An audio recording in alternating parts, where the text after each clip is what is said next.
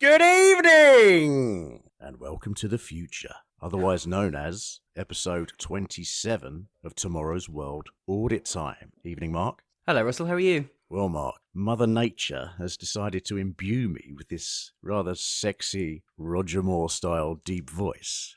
Just in time. Just in time. Just in time for the sexiest day of the year, Mark, Valentine's Day. Oh, so sexy.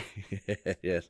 I'm actually going to try and edit this and release it on the day itself, Mark, because I'm sure all of our listeners will probably be tied up with their, partners. Yeah. I can't imagine there's any, lonely singletons who listen to our podcast.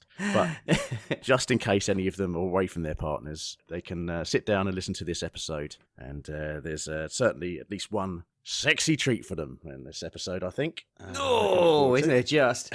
I know you were joking there earlier, but my assumption is not that we have lots of single listeners, but that we have lots of people in long-term relationship for who Valentine's Day's novelty is worn off. Are you going to be doing anything for Valentine's Day, Mark? With your lovely wife? No, with my lovely wife? No, we're not. We never do, because our actual anniversary is 1 month after. So we've always kind of focused on the 14th of March. And actually this year we'd have been going out for 10 years, Russell. Good grief, 10 years, crikey. Yeah, we've been dating for 10 years. Can you believe it? Blimey, wow. Actually interestingly, Mark, March the 14th is also a day. Did you know that? It's also a day. I found that in my Googling when I was looking into Valentine's Day. So obviously Valentine's Day is February the 14th. But yes. In South Korea, of all places, March the 14th is also a reciprocal Valentine's Day. So on February the 14th, women give men chocolates. And on March the 14th, men give women non-chocolate-based sweeties. And then, if you're a person who doesn't get either, then on April the 14th, you go into a restaurant and eat some black noodles and lament your singledom. Wow. Yeah. That sounds delightful. Isn't it great when people institutionalize loneliness like that? Yeah. Also, I suppose it's an easy way of shopping for a partner, isn't it? If you go around restaurants looking for people eating black noodles on the 14th of April. That's a good point, actually. Yeah. Maybe that's what they do it. Yeah. Also, in America, it is steak and blowjob day as well. The 14th of March? Yeah. That's lovely. That is lovely, isn't it? Yeah. Wow. How delightful. God, they're so classy, aren't they? Way ahead of us in a very different way. Mm-hmm. This episode, Mark, what happened here was I was thinking, well, what can we do for a Valentine's themed episode? I looked through the listings. There was one episode that was billed in the Radio Times as a Valentine's special for I think 1980 or 1981, I think. I had a little look at it. It was a very sort of bleak and depressing episode.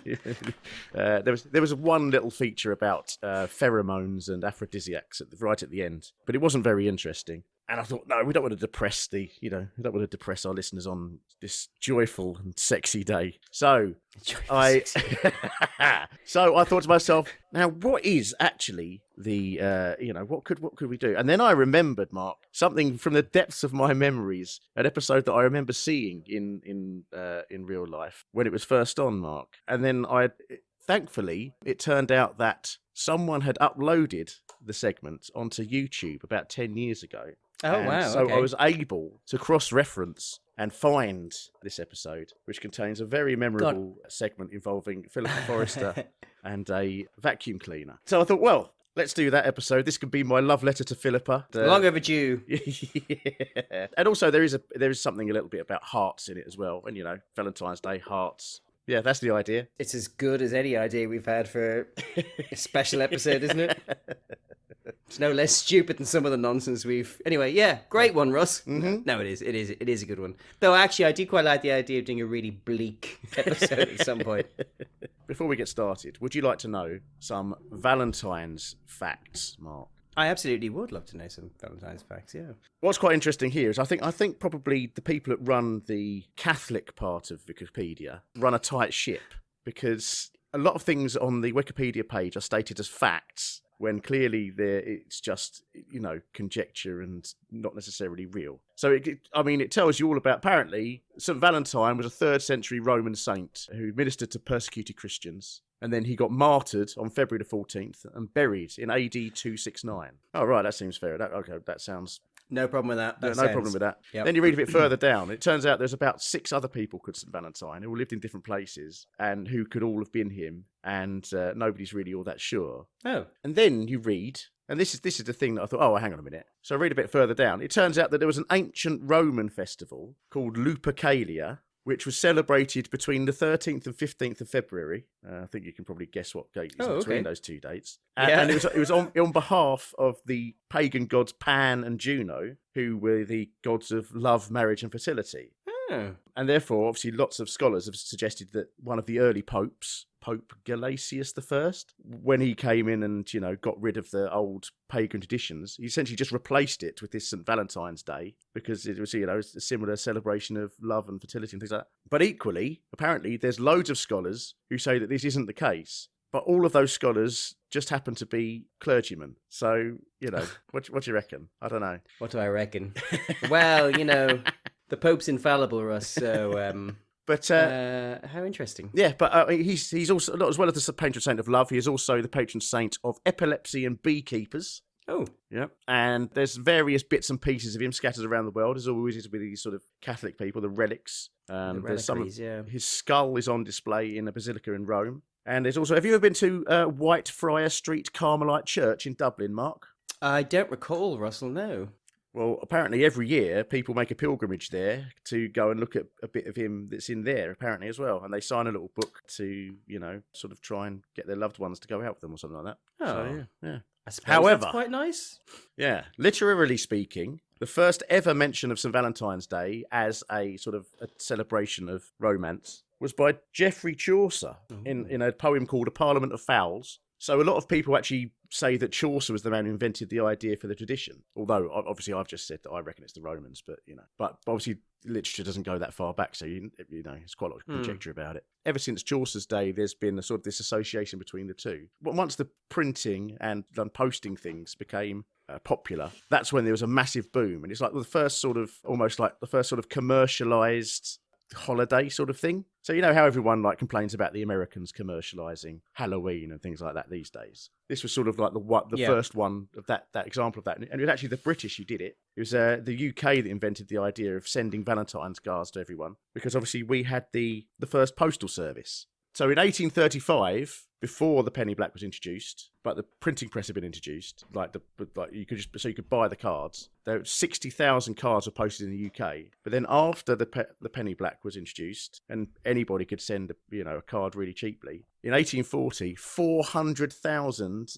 Valentine's cards were sent around the UK. Wow. Yeah, it's a real boom. And apparently, a lot of the appeal was the fact that obviously if you send something by post, it's anonymous. As long as you don't sign it, it's anonymous. Yep. So people could put, quite racy stuff in there because they know that people would be able racy. To trace them. Wow, okay. A racy little poem in it. So I was just thinking that's a bit like sort of the Victorian version of sort of an unsolicited dick pic, isn't it? Like the Yeah, it is. Yeah. Slipping into the DMs kind of thing.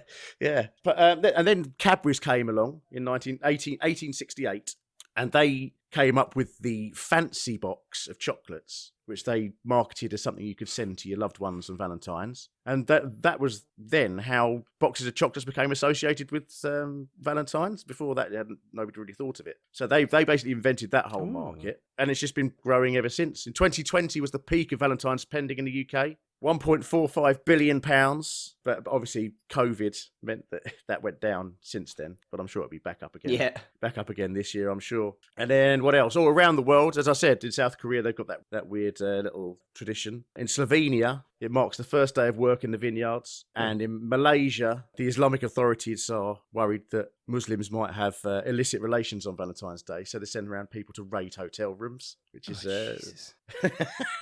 Those Islamic authorities, they need to lighten up a bit, don't they, Mark? Some of these places. Guys, chill. I'm sure they're listening. Chill. Yeah.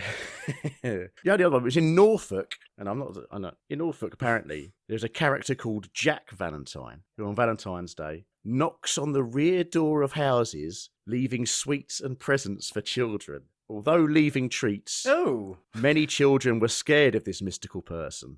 All I'm saying, Mark, is if the authorities come across Jack Valentine, they might want to check his hard drive. That's all. That's all I'm saying, Mark. I mean, that sounds. Let's hope he goes down PC World to get his PC fixed sometime soon, so we can all put an end to this nightmare. That's creepy. It is, isn't it? Look, as a general rule, don't involve kids in Valentine's Day. Yeah, only in Norfolk, Mark. Only in Norfolk.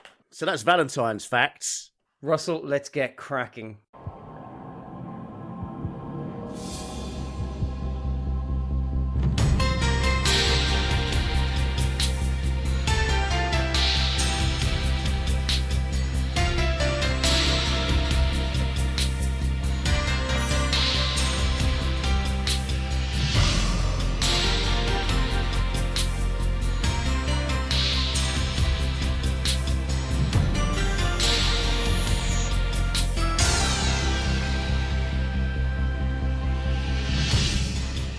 Hello, tonight on Tomorrow's World, how man's best friend could turn out to be the vampire bat. In the jaws of its satanic smile, there lurks a medical breakthrough. The saliva of the vampire may soon be used to destroy the blood clots that cause heart attacks. Also, the deadly cargo trapped in a barge at the bottom of the St. Lawrence River. Can it be recovered before the lethal chemicals leak out? And how one Californian city is turning its back on the gas-guzzling deity in favour of the hydrogen-powered golf cart. Not much to say with the old opening titles there. It's ones we've seen before, isn't it? Absolutely, Russ. Yep. Thank God. Yeah. Pretty familiar looking studio as well. Very familiar, Russ. I think we've seen that at least. Definitely in episode 18, which is the one from the day before the election. And possibly when we did episode 4 as well, 19... I assume so, yeah. We've seen it twice before, this studio. One disappointing thing. Very conservative clothing by Howard and Shahnaz here. Nothing, no 90s, exciting 90s ensemble. And also, one thing I did notice, I think we were discussing it just like before we started recording, Mark, is that this episode feels incredibly short, doesn't it? There's hardly It really does. It's so weird. There's hardly any segments. There's fewer segments than we normally ever see in a modern show. Yes. And they seem to fly by pretty quickly. It feels like half the length of some of the shows that we've done. And it took me about half the length of time to research it. It's very strange. I don't know how that will affect the length of our I think actual that's episode. testament to the quality. Everyone at home is cheering, aren't they? Yeah. It was remarkable. I think it's a really enjoyable show. I know you definitely saw this, whereas like I watched it and just had an overwhelming sense of deja vu, which I think definitely means that I must have seen it, because there's definitely a few things on here that I thought either I watched this episode, which I probably did, or somebody else discussed all these things. Oh, and also Philippa in iconic outfits. But yeah, no, it went remarkably quick, and that was because it's difficult not to reflect on the previous the last episode we did, episode 26, where I think there must have been 10 or 11 different items, and it felt twice as long, even though this is literally the same length. Like there is not, we can almost check to the second, but it's basically the same length episode, but it rattles by. It's a lot of fun. And I did think actually there is something to be said about longer segments, though. Having said that, just thinking, I mean, I'm pretty sure we've also complained outrageously about episodes that has a smaller number of segments that go on forever when it's not as entertaining as this. And obviously that means that Howard is, I'm pretty sure, maintaining 100% record for only being in episodes that we found at least moderately entertaining. Yes, absolutely. Good on Howard. God bless him. Well, let's see what he's got to say now, shall we? But first, over the years on Tomorrow's World, we've often promised you the arrival of that veritable holy grail of household appliances, the robot vacuum cleaner. But sensibly, we've never actually said when it might arrive. Well, Philippa Forrester's been finding out if its time has finally come.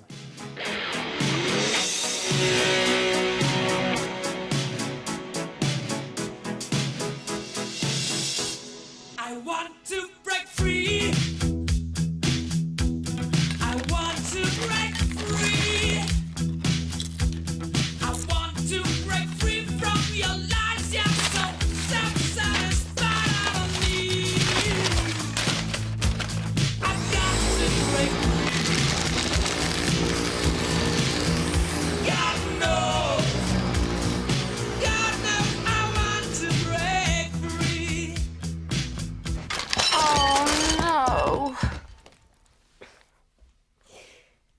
trouble fighting dirt and grime? Well, fear not. Now, there's a new weapon in the battle for household cleanliness.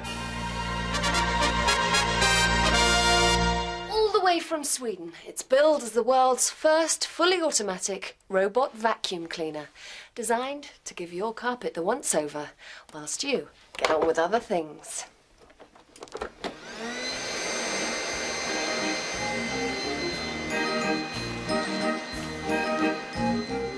Beneath its sleek exterior, the robot vacuum cleaner bristles with radar and artificial intelligence. That's because cleaning a room takes more brains than you might think.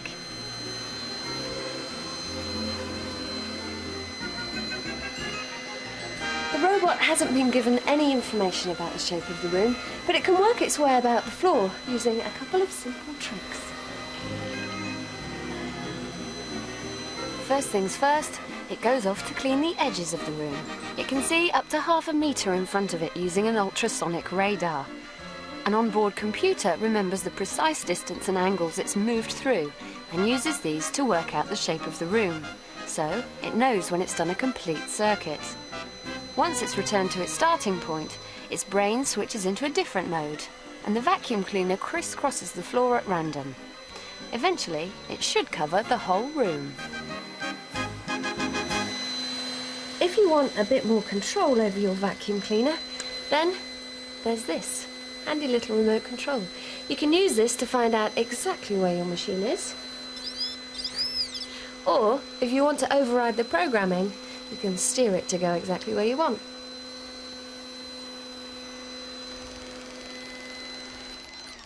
It wouldn't make any sense to have a mains lead trailing around and getting tangled up in all the furniture, so the robot has to run off rechargeable batteries, and the plan is to build in a feature so that it knows when it's running low on juice, and it can take itself back to its own recharging station. And once your machine is fully charged, it will keep cleaning continuously for over an hour.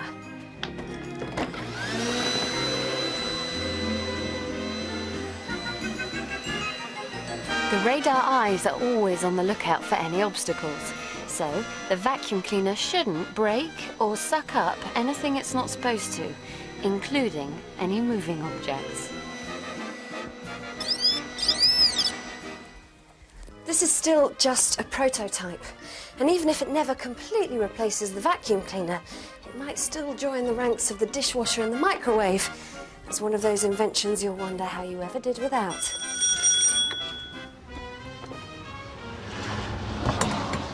Hi. Hi. Darling, thanks for coming. Listen, you'll have to excuse the mess. I haven't had a minute to tidy up.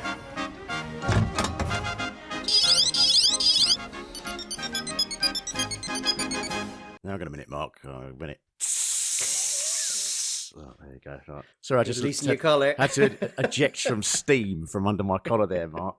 I was thinking, obviously, we normally have a video version of this, which we put on our YouTube channel. I'm not entirely sure that YouTube will allow us to put this up. I think I might. This might be the one episode that I have to host on YouPorn or Pornhub instead. Because such is the incredibly filthy nature of this segment, Mark. It's absolutely unbelievable. How did they ever get away with broadcasting this? It's pure, raw, hot. That's what it is. Pure and raw and hot. That's all. It sizzles. It is unacceptable. It is too much and yet not enough. It's wow. Hey? Wowzers. It's definitely against the YouTube TOS. There's no two ways about it. Insta-ban. I don't know what to say. If I wasn't a man before I saw this episode, Russ, I'd be a man straight after. Yeah. Obviously, in the intro, I mentioned that there's somebody long ago uploaded this segment onto YouTube. Yeah, porn peddler. Yeah. So, yeah. Obviously, it's had tens of thousands of views, and I'm not going to read out any of the comments underneath because a lot of them I wouldn't want to read out. But I do think it's quite interesting that there are a large number of people that seem to remember this from when it was broadcast. It's quite funny. I think had quite, if you're a certain age, it had quite a formative experience for a lot of young nerds. A lot of men and a small group of women had a very formative evening back in 1996, didn't they? They learned a lot about themselves. But I've got to say, put that to one side for a second. I, like you, was astonished to see a fully functional, modern-looking robot vacuum cleaner in 1996. I was gobsmacked. Yeah, I wouldn't even thought that any existed in the 20th century. I would have said there was blatantly a 21st century product. Yeah. I'm glad we're talking about this because let's talk about the icing before we talk about everything else. Yeah, it's and for those who don't watch this, and I'm sure I'll put a picture, maybe not. To be fair, this week's Instagram and Twitter account might just be full of pictures of Philippa Forrester, and you know what? We make no apologies. Though I may not add her handle in. She doesn't need to see that, doesn't she? She just needs to see a bunch of old men, older. Incidentally, actually, before you go further, I did work out that. So Philippa was born in September 1968. Yeah. Which means this year, currently, she's 54. And in this episode, she's 27. This is exactly halfway between her birth and her age now. Gosh. There you go. So maybe Still looks great. Yeah. But well done. Bloody hell. Halfway through. That's amazing. What was I going to say? Oh, the vacuum cleaner though. Yeah, sorry. When Russell says that it's like, it looks like if you went down to the shop, you would not be surprised if you saw this particular vacuum cleaner available. The obvious difference is that like she kind of carries it around vertically in a little stand that it charges on, as opposed to a lot of vacuum cleaners, including ours, they sit on the floor and they kind of back into their, that's the development. I was gobsmacked. I could not believe that we've had robot vacuum cleaners for 27 years. Yeah. Like a quarter of a century, apparently, we've had this technology, which is just mind-blowing. Because like we only got one a couple of years ago and we felt like we were kind of vaguely futuristic. And now, to be fair, ours is like ours has LiDAR and it, it now maps a room and saves that map, and you can draw lines in the map and it'll go into certain areas and stay away from certain areas, and you can kind of set it up so that you can kind of get it to go to a specific area. And, it's all very clever, it's all very smart, but it's fundamentally the same thing that she has in her hand. The one difference is ours has a flat front, which I know is an observation you made, isn't it? It's like, why are they round when walls are, when there's right angles in a room? It's like, well, ours has a flat front so that it can go into corners and kind of, And I was looking online at like modern ones, and obviously there are ones like your one, but it still seems like the vast majority of them that they sell are round. Round. When I just don't understand, rooms have corners. Why would you? Yeah. Why wouldn't you make them at least square or triangular, or at least have one side that was square, so that you would? I don't know. It seems like a really odd. I just think, is it because R2D2's round? Is that all they've? And they just want to make it be like him. Well, I mean, you say R2D2, I say Dusty Bin, Ross. Same difference. Actually, it makes more sense of Dusty Bin, doesn't it? Because he's he's a Dusty Bin. He's refuse adjacent, isn't he? He is. But yeah, so should we go through? I mean, for the people who some for whatever reason have not immediately with their sweaty palms typed in to YouTube to see this segment, to see what we're talking about. Should we just go through?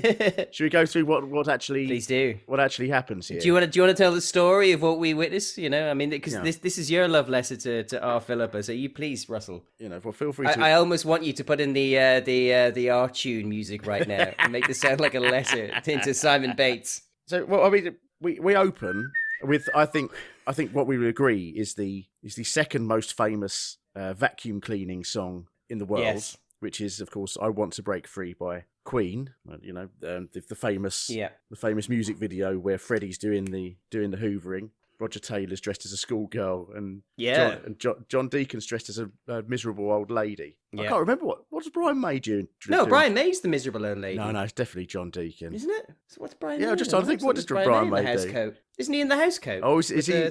He's with the thing in his head, like he's the old woman in the house. Oh, no, but John Deacon's like sitting on, looking like an old witch type thing. Maybe it's two old ladies. I thought that was Brian May. Maybe it's two old ladies here. Yeah. Anyway, that video, but obviously the most famous vacuuming song I would say is the Shake and Vac music, isn't it? Correct. Yeah, but they wouldn't be able to. 100%. Wouldn't be able to use that because that's obviously not the BBC. It's advertising. No, BBC doesn't advertise, Russ. No, they show us this robot vacuum with Electrolux all over it. Yeah, printed even bigger than normal.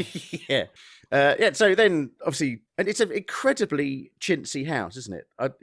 I can't believe this is Philippa's real house. There is no way this is Philippa's real house. This is her grandmother's house. Yeah. This isn't even her mum's house. She's not staying with her parents. She's staying with her grandparents. Yeah, it's all sort of pastel soft furnishings, and it's not a great environment, but looks comfortable enough. And she's being very slovenly, isn't she? She's laying on the living room floor. Her handbag is sprung open, and all of her stuff is all over the floor, including, I noticed, 2 signed photographs of herself, which presumably I didn't spot that. At the time, maybe she just walks around with a stack of signed photographs in her handbag in case anybody goes up to her, I guess. Well, she's only got 2 left, so somebody's been taking them. I'll have one. She must have walked by a boys' school. She'd been there for hours handing them out. But yeah, she's in her comfies. She's reading a magazine, and she's eating a load of crisps. The only ones I could make out actually what they were was ready salted hula hoops, but there's some other things as well. And also, for some reason, a bowl of potpourri she's got out on display. And then she then realises that she's got something happening shortly. I don't think she says what it's going to be. I think she keeps that a secret. And then she whips around the room with a conventional, one of those big stand-up, proper old school 70s hoovers. Manages to suck up quite a lot of stuff there. I mean, the place is looking lovely and tidy. And then she's unfortunately left all her potpourri and hula hoops balanced on the corner of the sofa. Perilously placed. And then a moment of madness, she knocks it all on the floor again. And now she hasn't got time to do the hoovering again. No. It's okay, because she's got this new Electrolux robot vacuum cleaner that's going to do it for her. So I think that's the conceit. But then everything takes a bit of a turn for the surprising when she suddenly appears in the room wearing only a towel, Mark. Wearing only a towel, yes. Clutching her robot hoover. And you realise that she's getting ready. So she's got her makeup out. She's chatting to us in her towel, doing her makeup and explaining to us how this robot hoover works. And then suddenly she's ready and she appears at the top of her stairs wearing this phenomenal black dress. Comes down the stairs with the hoover. And then we realise that it means she's got a hot date that evening. Doorbell goes. Some fella appears at the door. Don't like the look of him, Mark, I must say. We only see him from the back, but I do not like the look of him. He's dressed a bit like a member of Westlife, and he has what might be a hint of some sort of goatee beard. We can detect on the corner of his chin. Doesn't it? Like we've both separately to each other analysed him in great detail to see if he's up to snuff, and I think we're both very certain he is not. Partly because it definitely looks like he possesses a goatee beard. Yeah. Which and is then, just, if you're listening and you have a goatee beard, that's okay. But not if you're dating Philippa, you don't have a, do you? No way. No. You're getting rid of that? No. Anyway, she looks at him very flirtatiously, allows him in the house. Big mistake, Philippa, because he's not even taken his shoes off. He's got these big muddy boots on, and he treads a load of mud in the carpet. And then obviously the conceit being, not to worry, old Electrolux can come out and sort that out for her, while they're off on their date or whatever. And then goes back to the studio, and Shahnaz considers the whole thing outrageous. Not for the first time in this episode. Shahnaz is like a Greek chorus who decides that she's going to pour scorn on every segment she's part of the outro to. So keep an eagle-eared out, listeners, because Shahnaz does not enjoy this week's episode. Though in this particular case, I assume she thought it was outrageous that we saw Philippa in nothing but a towel. Yeah. But perhaps actually it's the guy she's dating. I think maybe Shahnaz has higher status than Philippa does. Yeah, that's probably it. It's a lovely demonstration. It's a lovely piece, Mark. A 10 out of 10. I would watch again. Yeah, I'm sure you would, you filthy beggar. Disgusting boy. Any more... Put your hands up so I can see them both. Yeah, right. Any more observations on that piece before I let you know whether this was a success or not, Mark? No, I think you did a really good job. I hadn't spotted the fact that she had 2 signed photos in her handbag. That's really lovely. And I was also very amused that we had both slowly moved through the footage to see more of this guy who somehow had managed to get a date with Philippa Forrester. Well, more than one, Yeah. Then again, she only hugs him, so I don't know, maybe it's not going well. But yeah, no, I don't think there's anything further to add, Russ. I would love you to let us know if robot vacuum cleaners have made it into the future, though. Well, I think this is actually quite interested by this because I always thought that it was Roomba. Roomba, I always thought they invented it. No, Mark. Turns out the Electrolux really were the inventors of the robot vacuum cleaner. And I always thought the Electrolux was French for some reason. I guess because it's got Lux in the name. But they're not. It's a Swedish company, founded in 1919 in Stockholm. And they are, to this day, the world's second largest maker of home appliances after Whirlpool, who in Europe make Hotpoint and Zanussi appliances. But yeah, they started off as a vacuum cleaner company before moving into other appliances. But this, Mark, not only is this the TV debut of this Electrolux vacuum cleaner, it's literally the debut of this Electrolux vacuum cleaner. Wow. Electrolux themselves did not announce it with a press release until December 1997. Really? No. And weirdly, if you go across it turns out there's a few different vacuum cleaner historians on the internet. Fabulous. They all are they in a battle with each other? Like, is it some kind of? I don't think so. I think it's quite a friendly community, Mark. The vacuum cleaner historian community makes a change. That's nice. They all mention this segment as the first side. This is actually called the Electrolux Trilobite. Is the name of the actual thing. But she's even mentioned in the Wikipedia article for the Electrolux Trilobite in the first paragraph. That's how important this segment is, Mark. Wow. This is absolute ground zero for robot vacuum cleaners. But weirdly, this didn't hit the shelves until 2001. So it was still in development stage for another 5 years. Wow. And one of the things they added in that development stage between then and then was they gave it the ability to return to its charging station. Yeah. So you no longer had to carry it around like Philippa is doing here. Which obviously you really, because there's no point in a robot vacuum cleaner that you have to look after, is there? I mean, that's no. Yeah. Yeah. So I guess that's probably why it took them so long to get it to market, because they needed to add that sort of thing. So you say that, but like every now and then our little robot vacuum cleaner gets trapped somewhere, and he sends such plaintive messages. You say, "Please help, I'm trapped," and so, which just does engender a kind of a sense of like, oh no, where are you? So, well, But I thought I'd show you, Mark, just very briefly, is there's a YouTube channel called Vacuum Wars, which tests vacuum cleaners. Oh, I've seen this. And yeah, he talks about the Trilobite. Have you actually seen this one, or just this? No. When we were buying one, I was looking him up. He does test, doesn't he? And I won't show you the whole thing, but I'll show you the first sort of third of it, because I want you to hear how he pronounces Tomorrow's World, and because he's American, and also how enthusiastic he's about and how good this vacuum cleaner actually was. Oh, okay, cool.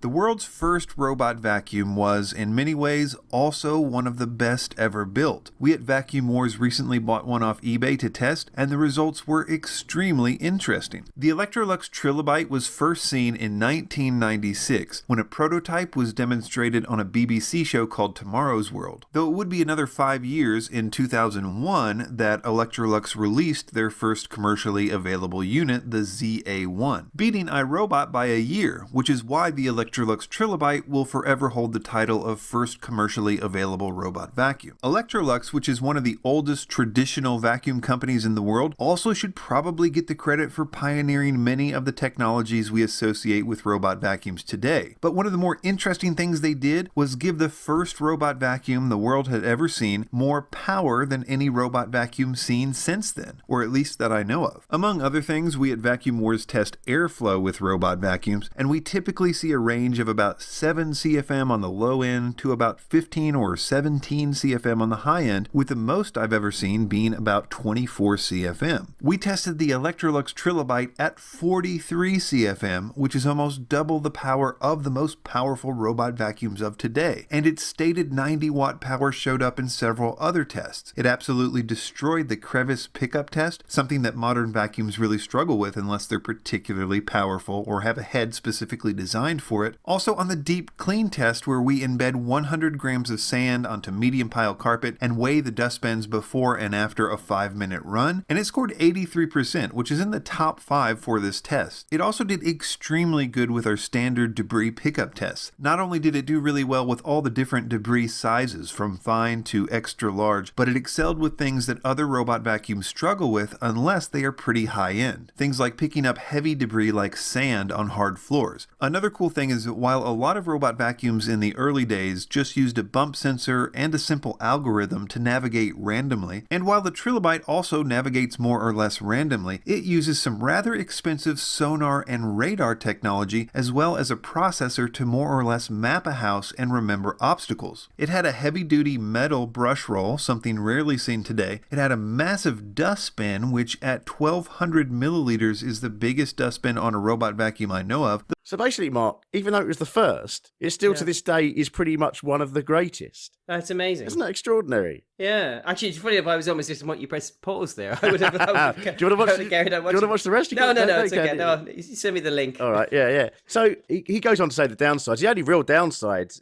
are, essentially that it's a bit big, so it can't get under stuff as well, and its charge doesn't last for very long. Obviously, because it's got a very much older type of battery and things like that in it, and obviously because it's much more powerful, it uses the battery much quicker. But yeah, I thought that was interesting. So Electrolux still, obviously, they discontinued this in 2016. So this kept going until 2016 versions of this, and then they've brought out another one called the Pure i9 these days. Although they're surprisingly hard to get hold of. I managed to find one for €450, the most recent Electrolux. But obviously, they're not the market leader. The market leader, as we all know, is the one that it's now become the Hoover of robot Roomba. Hoovers, isn't it? Yeah, the Roomba. Yeah. And as he said in that piece there, that wasn't launched until 2002. I think what's absolutely outrageous is that the National Museum of American History has a Roomba in it, which it claims is the first successful domestic robot. Hang on a minute.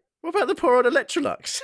It's not even the first. It's not even the first robot vacuum cleaner, let alone the first successful domestic robot. How can it? Yeah, that's amazing. It's an absolute miscarriage of justice. Absolute miscarriage of justice. Yeah, Roomba is massively the market leader these days, but I think with good reason. To be fair, if you look at the reviews and things like that, Roomba normally comes out top. I checked Good Housekeeping. They say that the Roomba is definitely the best of the vacuum cleaners. Although you've got to have, I don't know how much your one cost, Mark, but the current Roomba the iRobot Roomba S9 Plus, which is their top of the range model, its RRP is £1,499.99. Mm-hmm. Although you currently can get them for a discount to £999 on Amazon. Oh, okay. Is it really worth that? I mean, what's in it? What make? Isn't it just like a glorified big track with a sucker on it? I don't know. No, they're a bit better than that. Wow, I wasn't expecting you to say that. I assume it. I had for a start. Some of them that I'm not even gonna. Why am I bothering explaining this? But some of them actually come with devices that automatically take the dust out of the vacuum cleaner and stores it. So literally, it's one of those things where, if you're away for a month, you can set it up on a passage just to go off and clean, and it doesn't fill up because it has its little hutch. It sucks the dust out and starts filling it up into like a different bin. They're worth something. Ours wasn't £1,400. We got ours in a deal, and it is very good. But they're not free. But then we use it a lot. That's the thing. It's genuinely, I still have to vacuum every now and then because it doesn't do the corners terribly brilliantly. But the rest of it, it's just you go upstairs at night and you kind of let it just roam free. Go be free. Can you get one? Can you get ones for people with lino floors that automatically mop them like little? Yes, you can. Robot mopper. Oh, you can. Oh, yeah, wow. you can. You can get little robot mops as well. Yeah. Oh, nice. Yeah. I am wondering now. I've now you've mentioned that dusty bin thing though. I am now thinking, could you do a line of themed? Themed, yeah. Why isn't there like a Star Wars themed? Yeah, people would. Yeah, or Terrorhawks. Terrorhawks would be good. Terrorhawks. Yeah. Or Yeah, well, I was thinking Star Wars because I think that might appeal to slightly more people than Terrorhawks will appeal to. But can you imagine, how many people would buy an R2-D2 painted robot vacuum cleaner? I mean, I wouldn't care less, but people would. God, they'd gobble that up, wouldn't they? Yeah, absolutely. They'd make amazing Valentine's gifts. Absolutely. Oh gosh. What woman, to be fair, what man wouldn't want an R2-D2 robot vacuum cleaner? Let's be honest. I mean, if someone gave it to you, you'd fall in love with them, wouldn't you? It's the perfect gift for both, isn't it? The man can appreciate the science fiction novelty of it, and the woman can appreciate not having to do the hoovering anymore. So I don't know about you though, but in my family, hoovering is definitely the man's thing. It's actually quite a joke how the men in my family are obsessed with hoovering. To the point where, like, in our house, we have 3 hoovers. There's only 2 of us. There's more hoovers than there are people in our house, and I use them all.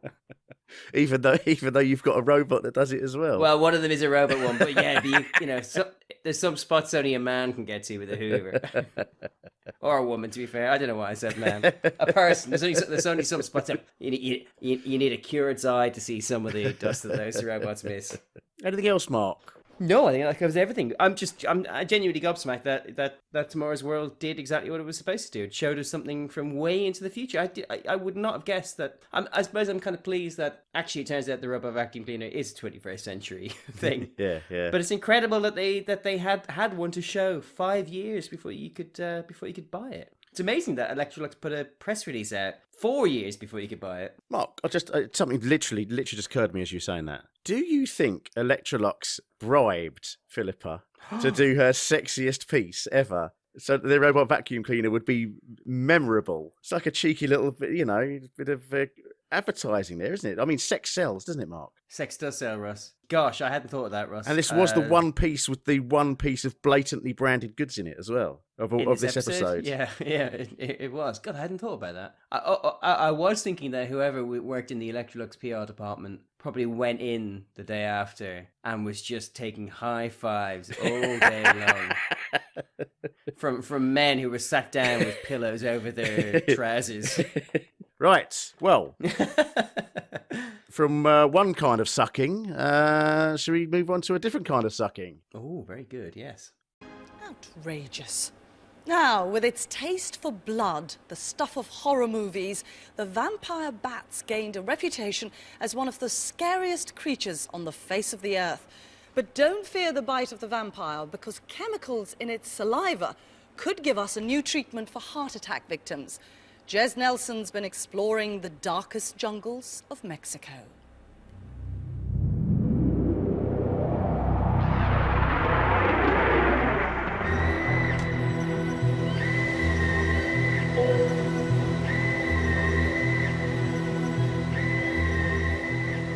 Forget Transylvanian castles. This is the real home of the vampire. Deep in the rainforests of central Mexico, armed with only a net and a dangerous curiosity, I joined the hunt for a living legend. Vampire bats are abundant in this region. You can find them almost everywhere. Crevices, hollow trees, especially in caves around this river.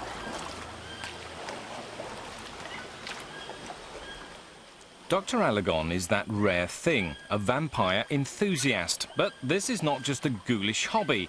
He works at the forefront of medical research and believes vampire bats could actually save mankind from its biggest killer, heart disease. Whilst most scientists begin in the lab, Dr. Alagon followed a hunch here to the bat caves, where he believes the vampire's taste for blood has produced a ready-made remedy. A spit that destroys the blood clots that cause heart attacks. And this is where the bats hang out during the day. We can't see them at the moment because they're hiding in the nooks and crannies of the cave, but we can hear them and we can certainly smell them. Enticed by the unmistakable scent of his prey, Dr. Alagon began to rig the vampire trap. His technique is cunningly simple. Use a net so fine that it's completely invisible to the bat's sonar. Is this a good spot, you think? Yeah, this is a good cave. In fact, I can see a nice colony, actually. Okay. The swirling torch beams are all part of the trap, panicking the bats in the hope that a few confused vampires will fly into the net. I think we got one! Oh, yes. It's a vampire. Nice specimen. Is he not in pain at all? Does he look like he's struggling a lot? He's not in pain. I think I will be if I come. No, I don't think so.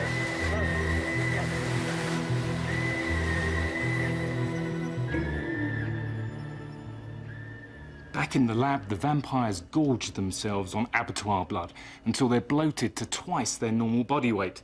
And in return for this slap-up feed, Dr. Alagon asked for just a small contribution towards his research. Carefully cocooned in tape, the vampires are ready to be milked for their saliva. Thanks to a powerful dose of muscle relaxant, they're already drooling uncontrollably. All he has to do is slowly siphon off a few precious drops. Vampire spit is an exotic blend, loaded with chemicals that dissolve blood clots.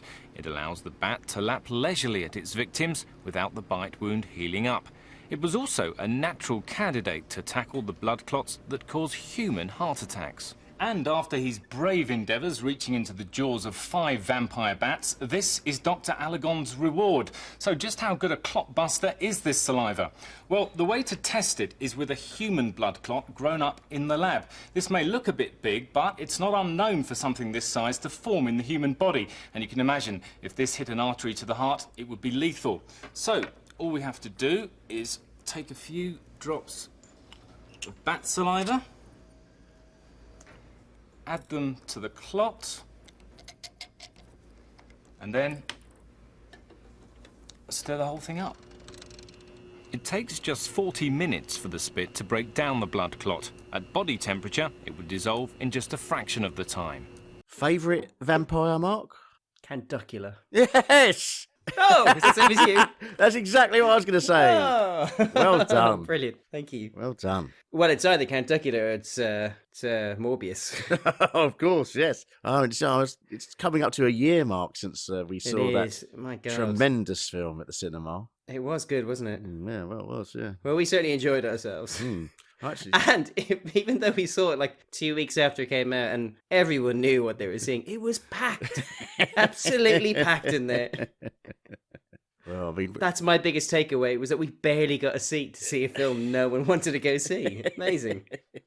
you found these bats quite horrifying, Mark. I thought they were kind of cute. I thought Not they horrifying. I didn't find them cute. I think they're ugly. That's what it comes down to. Like, I was. Yeah. I mean, what did you describe them as? Like little miniature pigs. I think Little miniature pigs, which with their which little I snub think nose. is. Yeah, well, maybe I don't like those pigs to be very attractive either. And I got it, but then I was watching it there, and I was thinking, like, with your observation in mind, I was thinking, like, oh, okay, maybe I'll see through rust tinted glasses and I'll see what I can see. It's like, no, they're fucking hideous. They look horrible. Don't get me wrong, they're quite cute just in terms of their size, and to see them kind of gobbling it, they look happy enough, but no. Look better than Jared Leto, anyway. That's very, very true. Yeah, well, vampire bats, Mark. I think you were right in your observation in the notes that this idea that vampire bats hold the key to curing blood problems is definitely something it's one of those sort of ideas that's floated every so often, isn't it? It seems like it's one of those sort of things where you just think, yeah, that makes sense, because obviously those bats go, we will see in the nature programs, they go and find themselves a goat or a cow, start tucking in. They need to find a way of stopping the blood from clotting so they can have a good old feed up. So it makes total sense that they must have something in their spit that allows them to do this. So it's, yeah, I think it seems like Alejandro Alagon, but that is his name, of this professor. I think he seems to be onto something quite promising here. He's very convincing. What do you reckon about old Alejandro Alagon?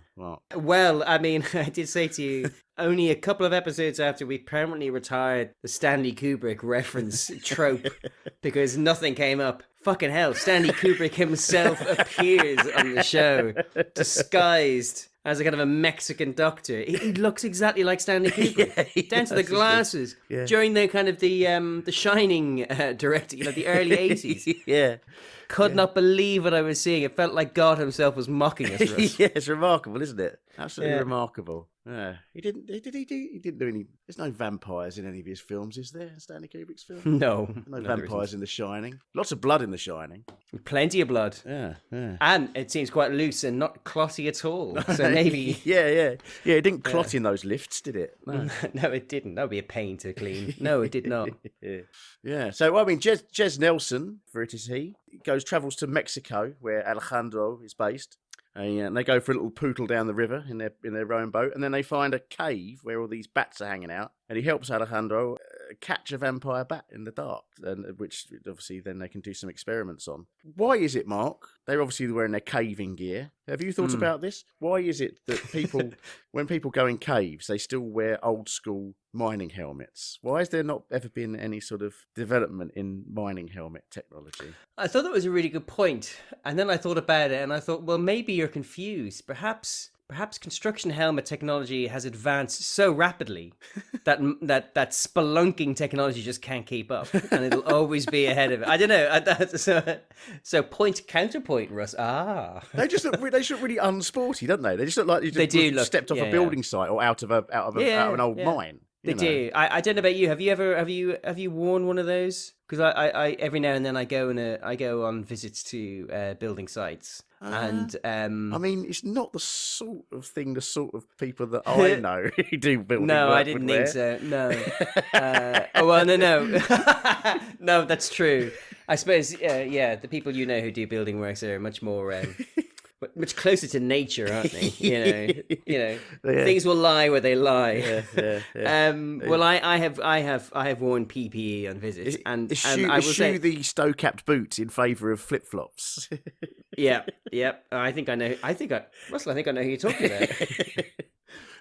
Your toeless chum. Yeah, and I suppose my thing is like the weird thing is it doesn't look good on me. None of that looks good on me. So I suppose I automatically admire people who put on PPE like that and make it work for them. So always looks great on Tory ministers, doesn't it? The old the hard hat and the high vis. They always look. It looks exactly. Put it this way. I look even less natural in a hard hat than they do. But I have some great pictures of me with those goggles, a hat, and some high vis jackets, and it's my natural habitat, Russ. I'm sure you can see how I fit right in. Yeah. So obviously we then travel from they've got themselves a lovely back. They go back to the laboratory, which interestingly, I would have thought in this era would have been shrouded in darkness and full of coloured lights, but it isn't. I agree. It's a perfectly well lit laboratory. Yeah, it actually looks functional. It does. Yeah. Which is ironic because Dr. Alagon does explain that they don't need to do any of this anymore. No. They don't need to capture bats. They don't need to do any experiments on them. So it's just for laughs, just for kicks, just reminiscing, just old time's sake. Yeah. I like the way he's getting each individual bat and drugging it to make it drool. Yeah. And then he's sort of, it appears to be just wrapping them in gaffer tape or something like that, isn't it? Yeah, he does. Yeah. I don't know. It's like little tubes of rats. Yeah. Like he shoved them into a Smarties tube. That's what it is. Yeah. I was a bit concerned about when he takes that gaffer tape off, it's going to peel all their hair off. I agree. I assume there must be cling film or something, but then even that sounds quite sweaty, the poor bastards. They may not be cute, but they don't deserve that. Yeah. No. It's quite sweet. And the poor things, they're just like sitting there kind of drooling, after their slap up feed.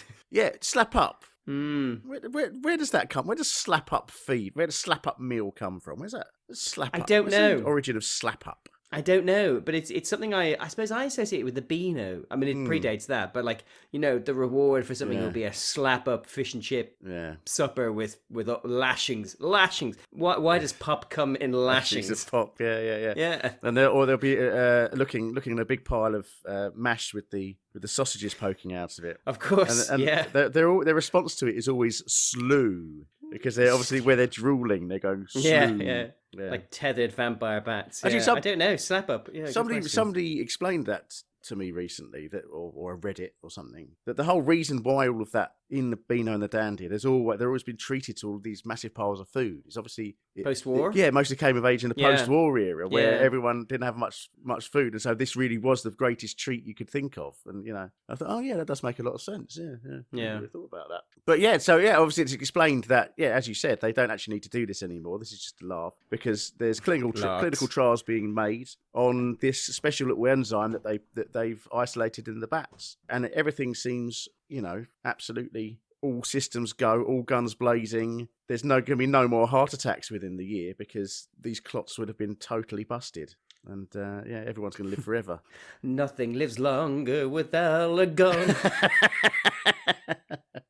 What do you reckon, Mark? I fear, Russell, based on your tone and the connection of words you just said there, that perhaps this was as much of a pipe dream as whatever those bats thought they were going through when they were... Go on. Oh, am I that easy? Am I that easy to read? One of these days I'll fool you. Yeah. Let's just have a little chat about vampire bats, shall we? Oh, please do. I was shocked to discover, Mark, I don't know why this isn't more common knowledge, the bats are not rodents. You know, they're not. I knew there were mammals, but they're mammals, but then they are not even remotely related to rodents. They're more closely related to humans and other primates than they are related to mice and rats. Yeah, so it's just because they're little and furry doesn't mean they've got anything to do with rodents. Well, I suppose fruit bats do look like dogs. Yeah, that's a good point. Yeah. Then the other big surprise is that of all the species of mammals. If you count up all of the various different species, the one with the most species is rodents, and then the second one with the second most number of species is bats. There are 1,400 different species of bat in the world. Really? Which is 20% of all mammal species. Wow. It's amazing, isn't it? Yeah, I mean, because we so rarely see them. I mean, I've come across them once or twice in my life. So it's amazing to think that there's that many Probably different more, ones but yeah. about. Gosh. But yeah, so there's 3 different species of vampire bat. You've got the common one, which is the ones they got here. Then you've also got the hairy-legged and the white-winged. Obviously, as old Stevie Nicks sang. The vampire bats are the only mammal to feed exclusively on blood. It's also the only mammal to have infrared thermoreceptors, which mean they can find, hot, blood-filled animals in the dark. They would have been feasting on half of Britain after that Philippa Forrester segment earlier. Absolutely, yeah. A few extra things to land on. And unlike all other bats have sort of given up the ability to walk, apart from vampire bats. Vampire bats can still walk. Some of them can even jump. Some of them have even been seen to run. Yeah. But they don't. But they obviously their rear legs aren't great. But they just their wings they use as arms that propel them, so they can actually because they need that because obviously they land on a sleeping animal and they need to crawl up move and around, find a decent spot. They're of course very virus resistant, as you'd imagine, because they're drinking blood all the time. Or you don't want to have AIDS for your dinner. It's not pleasant, is it? Bat colonies. What tends to happen is quite nicely fitting in with Valentine's Day, is that their bat colonies are basically run as harems. So you'll have a few bloke bats, and they're known as resident males. You can call them Batmen. Yeah, I genuinely didn't even think of that. Yeah, you have a few Batmen. They're known as resident males, and then there'll be loads of bat women. Yeah. And then there'll be a load of Batmen outside the cave who are non-resident males. Yeah. They don't get any of the chicks. Oh, man. Unless it's a particularly cold night, in which case they're allowed into the cave. They're allowed to hang out because obviously to share warmth from that. So it's basically like a swingers club where you only come in if the central heating's broken down, basically. Yeah. So they live for about 9 years, and uniquely for bats, they share their food as well. So if one of them's because it's actually quite difficult to do this blood sucking malarkey. So if one of them's particularly hungry, you can go up to another one and go, "Oh, please, can I have some blood, please?" And the other one will just sick up a bit of blood for him, and he can just have a little slurp on that. I suppose that's quite nice. Yeah, but then they've done studies, and they found that some bats are more generous and altruistic than others, and the more generous and altruistic ones are more popular in the colony and tend to live longer and be healthier. So it's like it's like a win-win situation. Yeah, that's fun. Oh, and their teeth are so sharp that even when they're handled in museums, people usually cut themselves on them. It's quite handy if you need to slice open an envelope in a museum or whatever. Yep. So on to Alejandro Aragon. He's still alive and still working at the National Autonomous University of Mexico, although he seems to have stopped his vampire bat work, but he was one of the people involved in the creation of the world's first scorpion antivenom, what is this obsession? which is called alacrimin in 2011. Unbelievable. He's a bit like the sort of scientist you would get in a comic book, isn't he? Like he's doing all this stuff with vampire bats, scorpions. Do you think he's just hoping at some point one of his experiments is going to go wrong and he'll get turned into some sort of animal-based superhero? Is that what he's trying to do? I can think of no other reason for the furrow he's trying to plough us than that. I'd love to know what his bid for funding is, because if it is straight up, I just want to be a superhero, and they're like, all right, well, let's see what happens. I'd admire it. He's even got an alliterative name, and obviously, famously, all superhero alter egos have alliterative names, don't they? Yeah, it's very true. That's a good spot. I hadn't thought of that. Yeah. But anyway, this work he was doing was very promising, and as I said, they isolated it. So the enzyme that the bats have is called DSPA. And then they made this synthetic version of it, and it was a Danish pharma company called Lundbeck that owned the rights to it, and they called it Desmotter Plays. And they started clinical trials in 2009 because they thought this is going to be great. This is going to be absolute gangbusters or clotbusters. And their idea was to use it to treat strokes because they thought it'd be really good at, getting rid of clots in the brain. But then it just did not work as they thought it was going to. It just was not very effective. And then after 5 years, in 2014, they just ended the trials because it was just not nearly as good as anything that they already had, and it was just a complete bit of a dead end. Gosh. And they're not. It seemed like they weren't entirely sure why it wasn't. Yeah, because all the signs. That was the question I was going to ask. Yeah, all the signs pointed to it being. It was just in the clinical trials. It just did not behave as they hoped. as they expected it to. But fast forward 2019, bunch of Australian researchers. They've been fiddling about with vampire bats once again, and they've discovered a new thing in its saliva, which they'd not been seen before. Ooh. Which is a type of peptide, and it relaxes blood vessels. So it's not the same thing. It's this is like, so it relaxes the blood vessels so that obviously they open up a bit and more blood will come out when the bat's sucking on things. So they reckon if they isolate that, then it might be really useful for things like high blood pressure, cardiac problems, kidney disease, treating burns, things like that. So they've got high hopes of that. Unfortunately, their research has been put on hold recently because a drug cartel have taken over the big section of forest that they were using to research the bats in Mexico. Oh. So they can't go back to where the bats live. So they're having to wait for the drug cartel to be moved on before they can get on with their research. See? So No such thing as a victimless crime.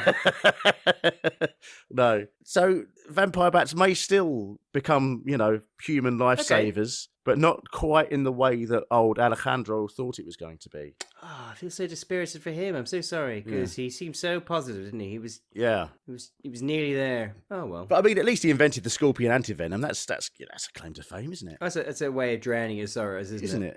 Yeah. Well, Mark, from vampire bats to hockey bats. No, that's not what they're called, Russ. Coming up, the toxic time bomb lying at the bottom of Canada's St. Lawrence River. And the Californian city where the Cadillac could soon be overtaken by the Rolls-Royce of golf carts. But before all that, if you're glued to a game of football on the telly, the highlight of your evening's hardly likely to be watching the ball thwack into the back of your own team's net. But at least you'll have seen it happen. For fans of ice hockey, the puck's so small and goes so fast, it's almost impossible to follow. So, enter a bit of TV ingenuity from across the Atlantic. Ladies and gentlemen, please welcome your 1996 NHL All-Stars. It's the most exciting game of the US National Hockey League season. The All-Stars are playing in Boston. The crowd's in a frenzy as the ice gods get their skates on. And they sure love the big show. And they're off. Well, the players are big enough, but where's the puck? How are the cameras and us armchair fans at home supposed to follow it? Blink and you've missed it. Well, it's goodbye to ice strain and hello to an American TV station's own puck-enhancing system. Tiny infrared transmitters inside the puck send signals to sensors dotted handily around the ice rink. The information is used to create helpful graphics in real time as the game is played. First, it adds a fetching, translucent glow to the puck. But if the puck shoots across the ice at more than 70 miles an hour, behold, a comet tail. It's a foolproof way of making sure that nothing passes you by. That's 87 miles an hour. Goal! Who knows where all this might end? Perhaps a whole new following for tennis. Spot the ball might never be the same again. And just imagine how it could improve snooker. Have you ever been to a ice hockey game, Mark? No, I've not actually. No, I've heard very good things about it, but I've never been because it's uber violent. Yeah. And apparently it does make a lot more sense in person than it does on TV.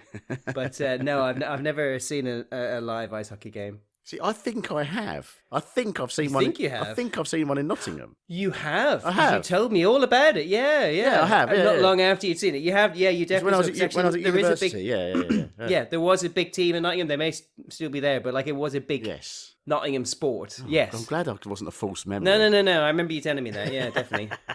Obviously, I remember loads about it. Of course you do. Yeah. Oh, to be fair, I was just the reason I remember is I was gobsmacked you went to a sport. I think probably the prospect of people hitting each other in the face was probably Yes. what Yeah. appealed to me. I think it'd be something. I mean, of the sports, it does look like one that I could probably enjoy spectating on. It seems, it's very fast moving. Fast moving violent. Doesn't seem that complicated, isn't it? Isn't it just basically how different is it to the rules of football? Is It's it just basically getting in each other's goal? Yeah, There's even like there's an offside rule as well. Like you can only have a certain number of players in certain segments of the rink at any one time and stuff like that. But yeah, it's basically football, or soccer. I mean, I've seen the other three major US sports when I've been to North America. So I suppose ice hockey's the one I need to go see. But Dave Lawton lived in Vancouver, and him and his wife used to enjoy it because it's a great atmosphere, And I think because it is relatively easy, not for them. I mean, they knew what was going on, but I think it's very easy to get into because it's very clear, what the aim of the game is. And God, they hit that thing hard and fast. Yeah, they do, you enjoyed it, but I think you mostly enjoyed the smacking the crap out of each other thing. So this segment, Mark, this is a short segment. It's cobbled together, I think, probably from some American news footage because there's no presenter actually there, and Howard's just giving us a voiceover. Yeah, and it's just demonstrating this new, extremely exciting technology of a high-tech hockey puck that can be tracked by a computer, and then the computer puts a very exciting sort of glowing overlay on the puck, so that the less keen-eyed hockey viewers at home can always see where the puck is. And if the puck goes particularly fast, it puts this really exciting red comet effect on it to make it look like it's streaking across the screen. Which, I mean, it looks to me like exactly the sort of exciting, unnecessary gimmick that Americans would absolutely lap up. I would imagine the ice hockey set are a more discerning bunch. But also, I mean, fundamentally, I felt this, but the fact that you also felt the same way was important to point out, is that you don't need the overlay to see where the puck is at any one time. Because even you were able contextually to pick up exactly where the puck was. Now, you weren't wrong to point out that it's because we're watching it on HD TVs. Yeah. I mean, I had no problem seeing the puck at any point. Even Howard, it was quite a poor example, if that was meant to be an example, because Howard was saying, "Oh, you can barely see where the puck is," or something like that. I could see it at all times, but I don't know whether if I watched this on a CRT TV, that wouldn't be the case. I don't know. Yeah, good. That's fair, but obviously we don't have those anymore. So now that we have HD, mine imploded.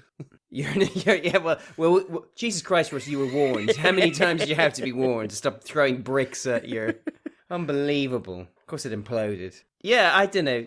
The weird thing is, like, I do remember this segment or something similar. Like, that's the thing. Is like everything in this episode, I either remember or I saw something similar. So it seems highly likely that I watched this episode. As I said to you, it's like, well, I have watched ice hockey. I've not been to ice hockey, but like I do enjoy the ice hockey at the Winter Olympics, and I've seen some NHL games. I definitely had a problem with insomnia most of my life, and so I'd swear Channel 5 used to show NHL games at least once a week, and I would watch it. I do not ever remember seeing the kind of the indigo purple overlay on the puck turn into a red comet bursting across my... Unless I was so sleep deprived that that's what happened. I feel confident saying this went nowhere. And it is kind of stupid. Though, to be fair, the highlight of this segment is not the actual technology. It's Howard's list of sports, of inappropriate sports to add this to. Yeah.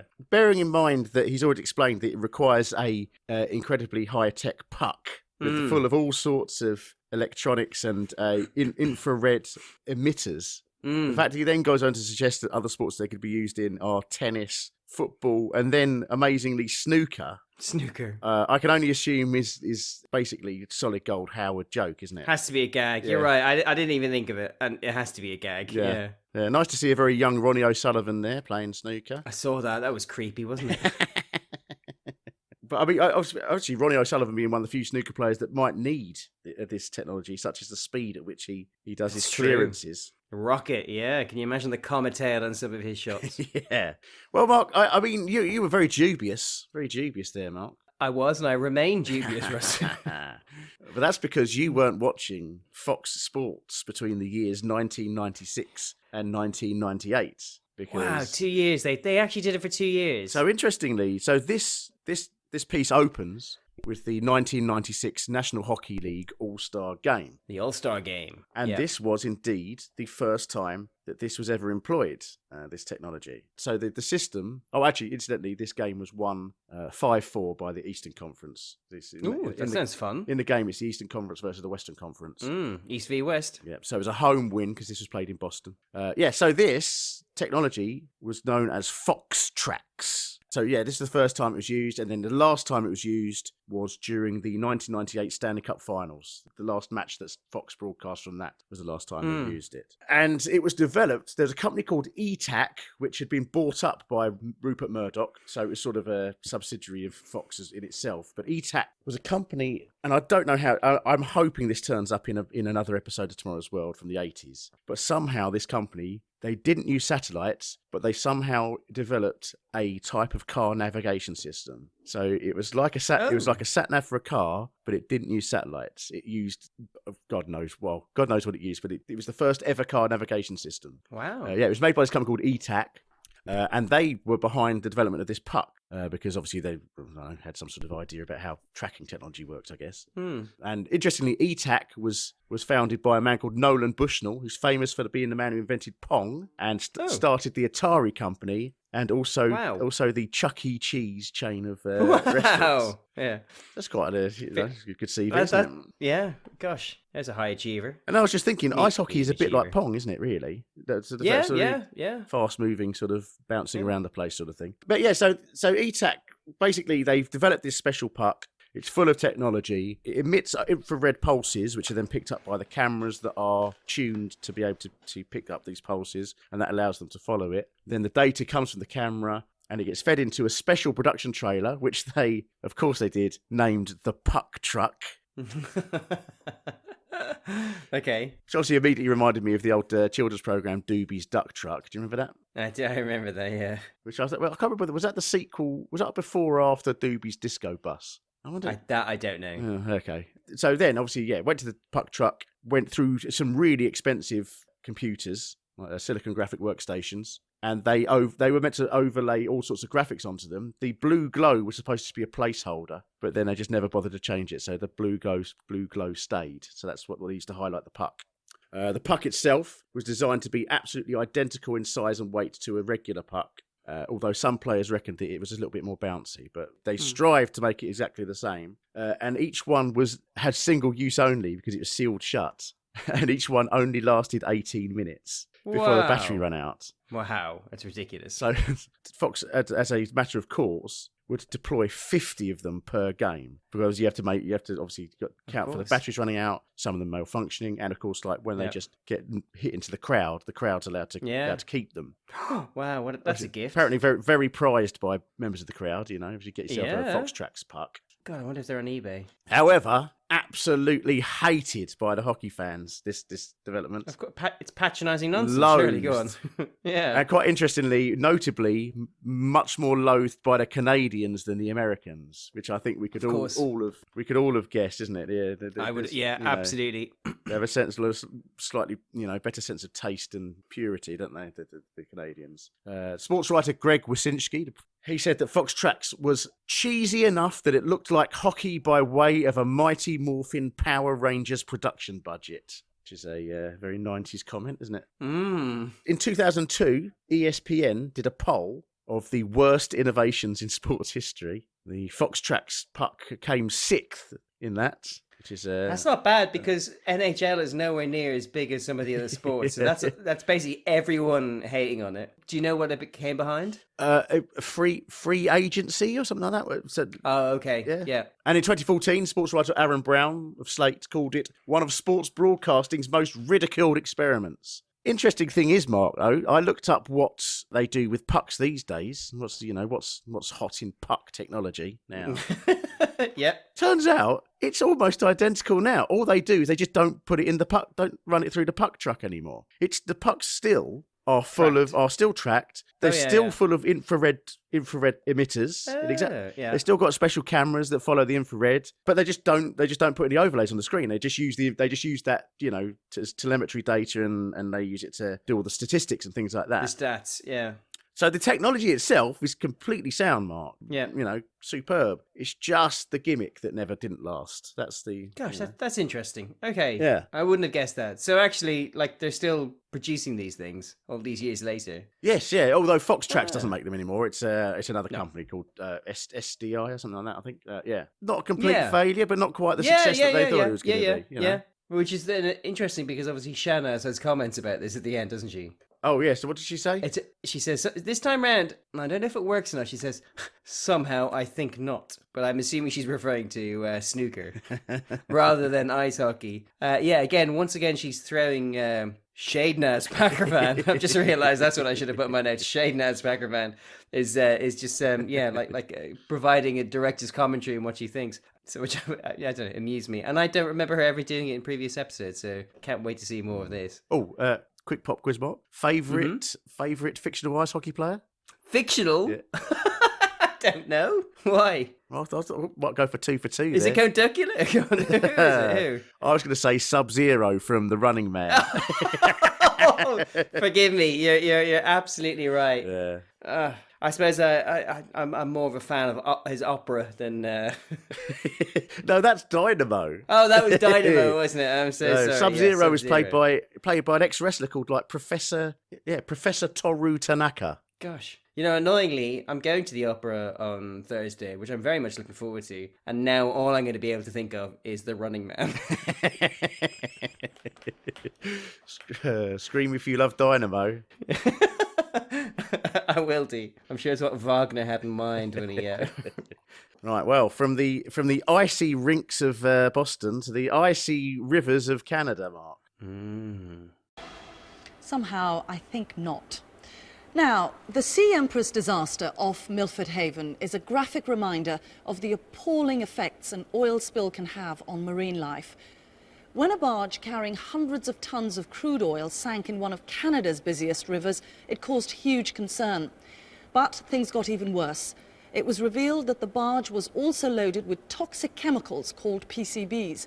Right now, the barge is still lying on the riverbed while the Canadians argue over the fate of its deadly cargo. Vivienne Parry has this report.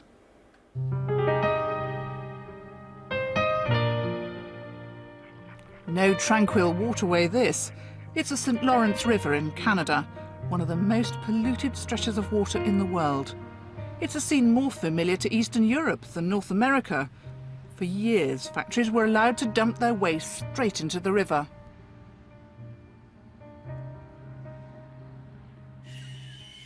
For the marine life of the St. Lawrence, the pollution leaves a deadly legacy. Nearly every month, yet another beluga whale is washed ashore, poisoned by pollutants. In fact, the whales are so contaminated, their carcasses are classed as toxic waste. One of the main culprits are chemicals called PCBs, once used in heating systems. The problem with PCBs is that even though they're no longer produced, the ones that have been released are still around years later. They're concentrated in the sediment of rivers like the St. Lawrence here. Now, if only they'd stay in the sediment, we might never have all heard of PCBs. But what happens is that bottom feeders like shellfish take them in along with their food. The more they take in, the more poisonous they are to the fish that eat them, and so it goes on. The effects get progressively worse for the animals further up the food chain, like the beluga whale. The PCBs affect their immune system and their fertility. It's now become so serious that Canadian belugas are facing extinction. All of this is worrying enough already, but it looks as though PCBs accumulate in humans because, just like the beluga whale, we're right at the top of the food chain. So the Canadians were appalled when they learnt that a massive amount of PCBs were trapped in a barge that had sunk in the St. Lawrence. On September the 7th, 1970, the barge Irving Whale, carrying over 4,200 tonnes of oil, was being towed from here in Halifax to New Brunswick. But disaster struck. In heavy seas, the barge went down and has been sitting on the bottom of the St. Lawrence ever since. The Canadian government started what they thought was going to be a straightforward operation to lift the barge and recover the oil. But the barge had a heating system containing over 1,500 gallons of PCBs. Fearing that the barge might break up during the lift, a Canadian environmental group took out an injunction to stop it being raised. To lose the PCBs from the Irving Whale in the environment would make a bad situation disastrous.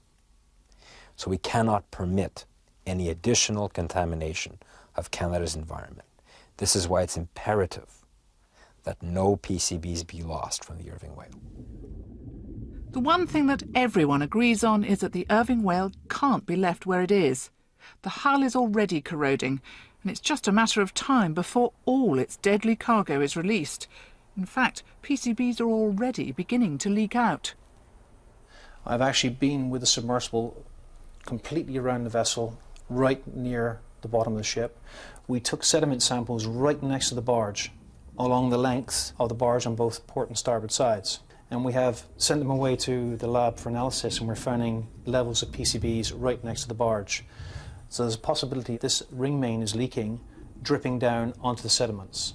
There is also a possibility that there could be damage to the coils in any one of these tanks, but we won't know that until they actually lift the vessel. The government argues that the Irving Whale is strong enough to withstand the lift, with its cargo still on board. But the environmentalists believe it could break up when it's raised, and that the oil and PCBs need to be pumped out first, while it's still on the seabed.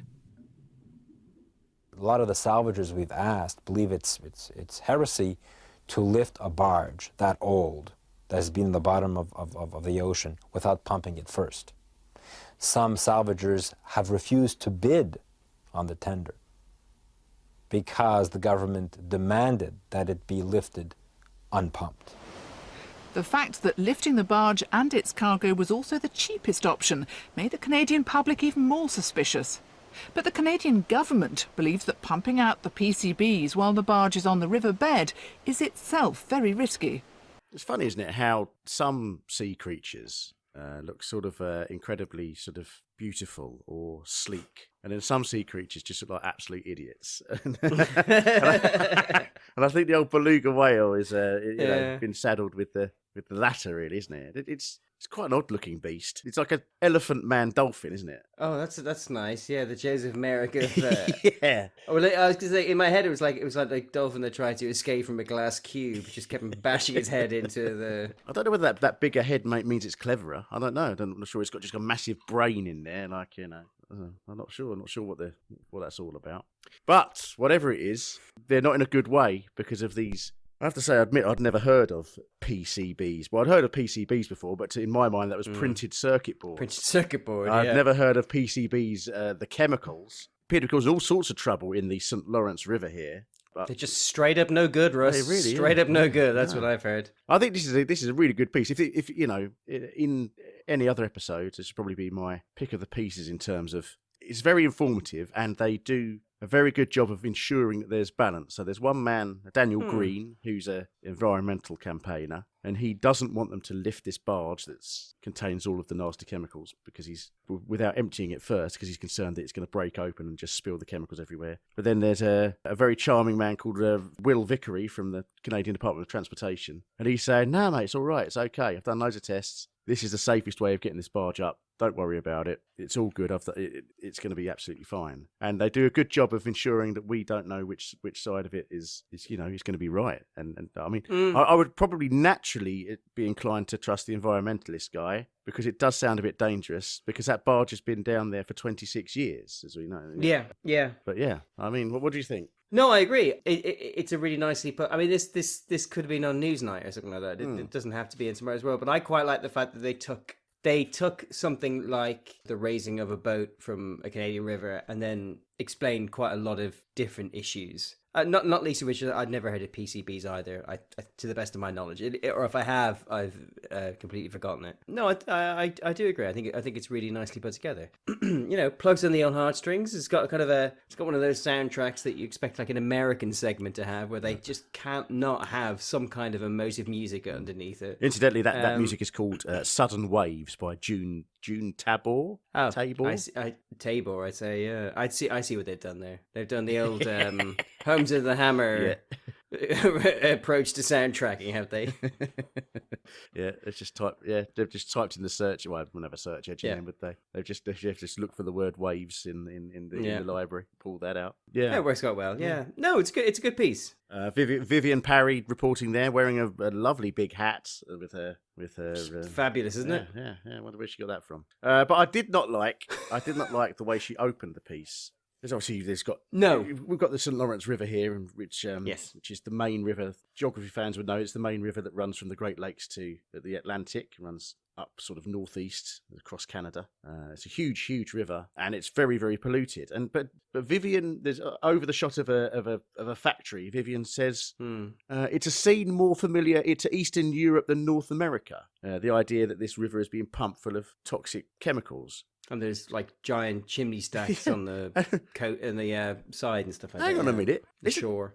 Isn't North America absolutely incredibly famous for pumping toxic chemicals into its water supplies all the time? In fact, it was so bad that even Richard Nixon as president couldn't help but create the Environmental Protection Agency, because even he thought, no, maybe this has got a bit too far, lads.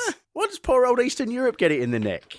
I mean, I'm sure probably the water was poisoned in Eastern Europe, but the idea that they're any worse, it could be possibly any worse in North America doing this is astonishing to me. Speaking of getting in the neck, I do also want to talk. They talk about how this is really threatening the beluga whales, and in fact, quite recently, a beluga whale has been found dead from PCB poisoning. It's not just me, Russ, because like the only beluga whale we see is washed up to the shore and has clearly been shot in the head. There is a 4 centimeter hole in his head, and there's blood. There's a trail of blood going. And as I said to you, it's like, are we supposed to take away that the beluga whale ended its own life? Yeah, I mean, well, the handguns are very easy to come by. Very easy to come by. That's true. They probably just yeah.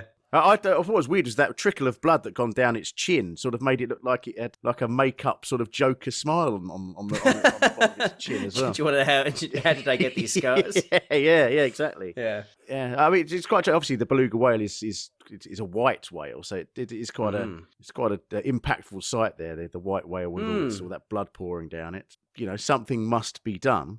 Something must be done. I thought it was interesting that they've only decided to do something after 26 years, though, Mark, because obviously it's stated that the barge went down in rough seas in 1970. First time I watched this, I will put my hands up and say I perhaps was not paying the undivided attention that listeners at home probably feel they deserve us, and I apologise. That's on me. That's no one else's fault. So I completely missed.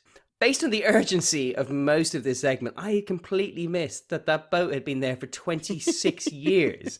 And so when it came around to the second time around, I was thinking, well, I'm going to pay attention now, and I'm going to start taking my notes. I was gobsmacked. Yeah. I was gobsmacked. It's like, well, why didn't they do this 26 years ago? Why now is this an issue?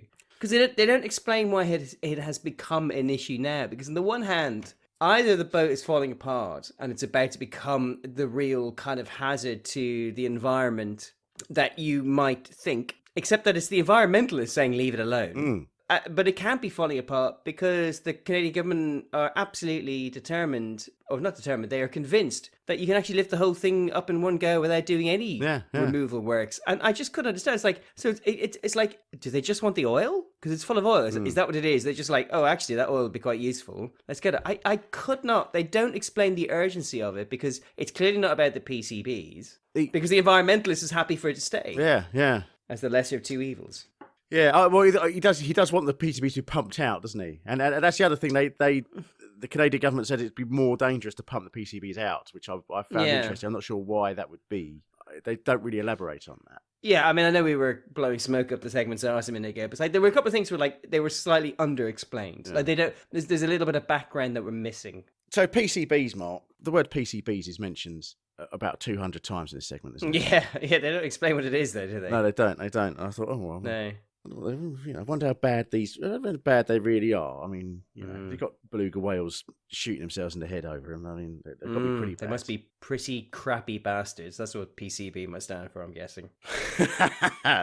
Yeah. My God, Mark, they are awful. They are really bad. Are they actually awful? They're absolutely terrible. okay. Absolutely terrible. They're one of those things. You'd like this happened several times in the past on this. This is like asbestos and CFC. Yeah, they're one of those things. We've done it, guys. We've solved all our problems. So good at their job. They're so good at their intended purpose that makes them really awful at everything else, sort of thing. Like it's a real. So they were first developed. So those when you used to go in and sign a document and it would be in triplicate. And you've got the white bit on top, and then there'd be a pink bit underneath and a green bit underneath that, or a yellow bit and all that. Yeah. They were first used to coat the paper underneath that, and so that they would allow you to copy the signatures through the paper. That was the first time they were. So is C then carbon? Because it's a carbon copy, isn't it? But they were used in carbonless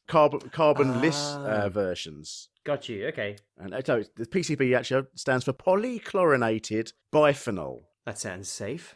What's everyone worried about? Yeah. Well, obviously, so they were massively used in those documents initially, to the point that in later years, once they discovered to be dangerous, some secretaries brought a lawsuit because they worked with these sheets so much that they reckon it gave them breast cancer. Because it turns out the PCBs are highly carcinogenic. Yeah. Unfortunately, before anybody discovered that they were highly carcinogenic, they started using PCBs in absolutely everything. So it's really good. It's really good for stuff. So you can use it as a coolant. You can use it as an electrical insulator. You can use it as a hydraulic fluid, a lubricant, a sealant, an adhesive, waterproofing, fire retardant. So they suddenly put it in loads of stuff.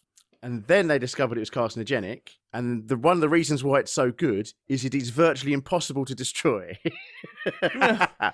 So it just gets into everything, and it doesn't degrade. The only way you can really get rid of it is with other chemicals that are just as harsh. Yeah. Or you can incinerate it at 1,000 degrees C. If you don't do that, it just stays in stuff. And obviously, as it says in this segment, obviously it turns out it gets into the food chain and gets concentrated the further you got the food chain. By the time it gets to us and the whales, it's super poisonous. Yeah, and so the US banned its production in 1979, the UK banned its production in 1981, and the whole world banned it in 2001. So nowhere makes them anymore. Because it's impossible to destroy, there's still loads of it in the world. And the law is that if it's in something, you can still use that thing as long as you don't just don't chuck it in a river or whatever.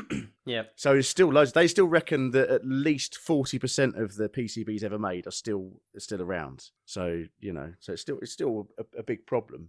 And then I discovered, who makes the PCBs then?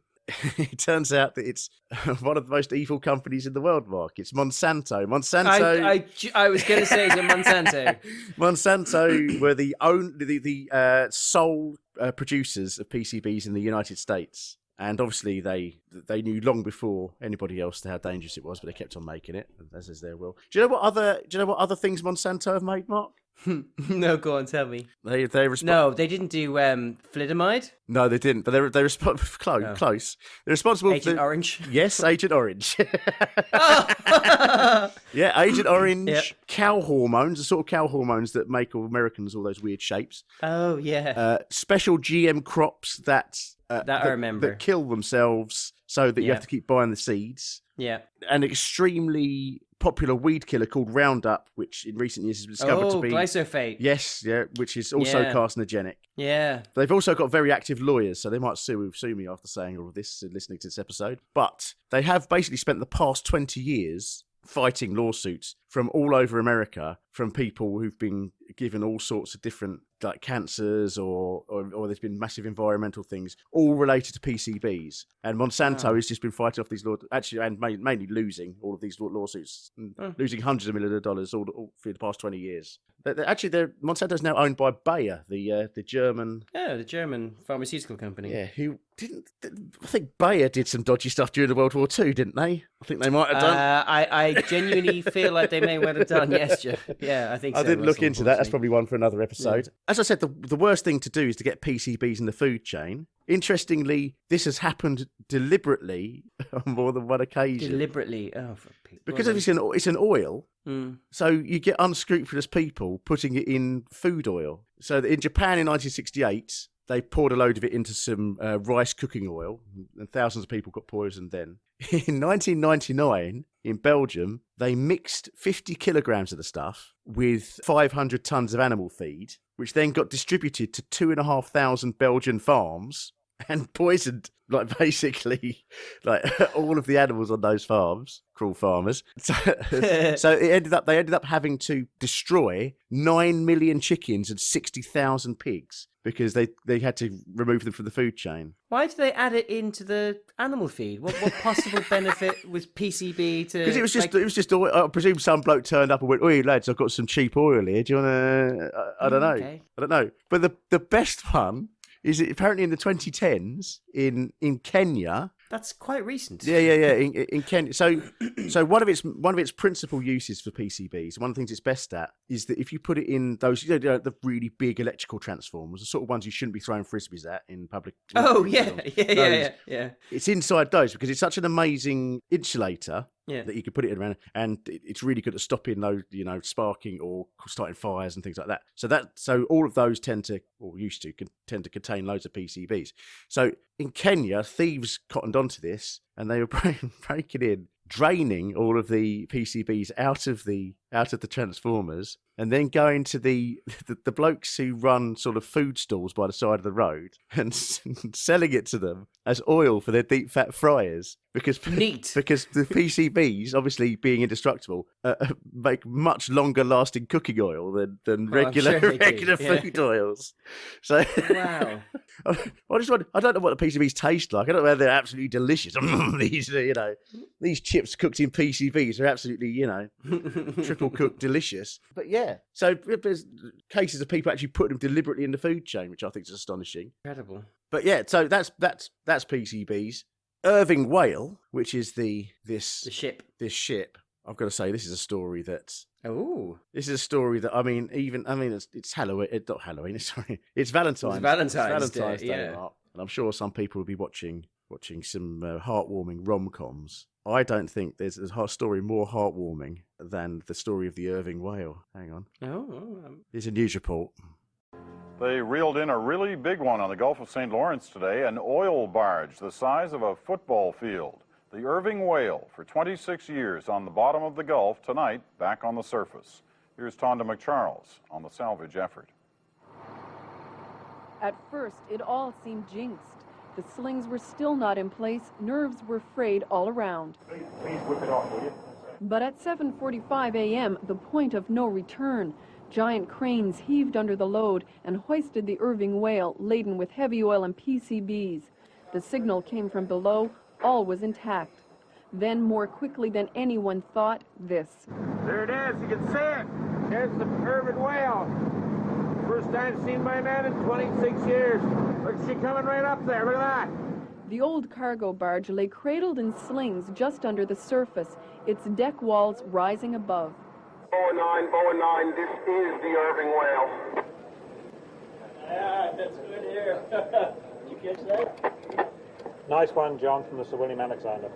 The reaction of Coast Guard Commander Bill Dancer was subtle but unmistakable. At that moment, what was going through your mind?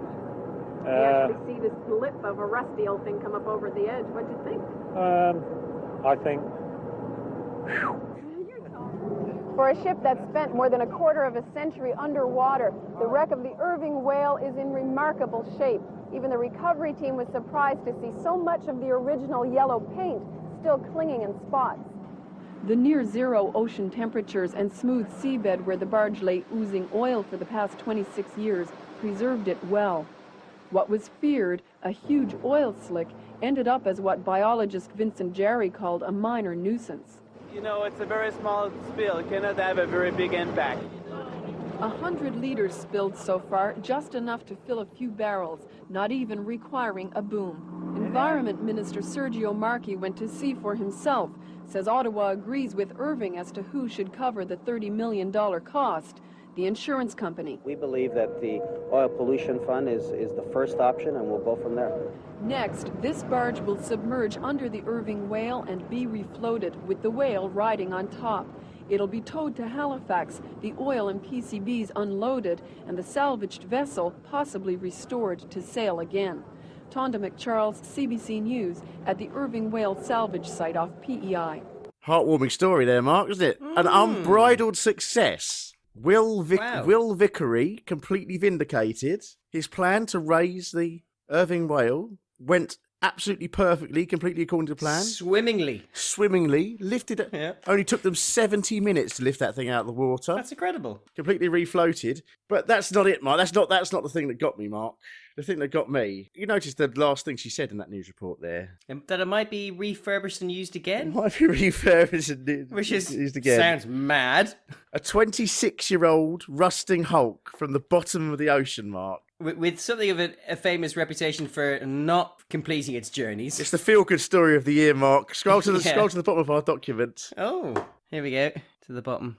Is that it? That is in 2016. That is the same barge in full use. That is incredible. They towed it back to port.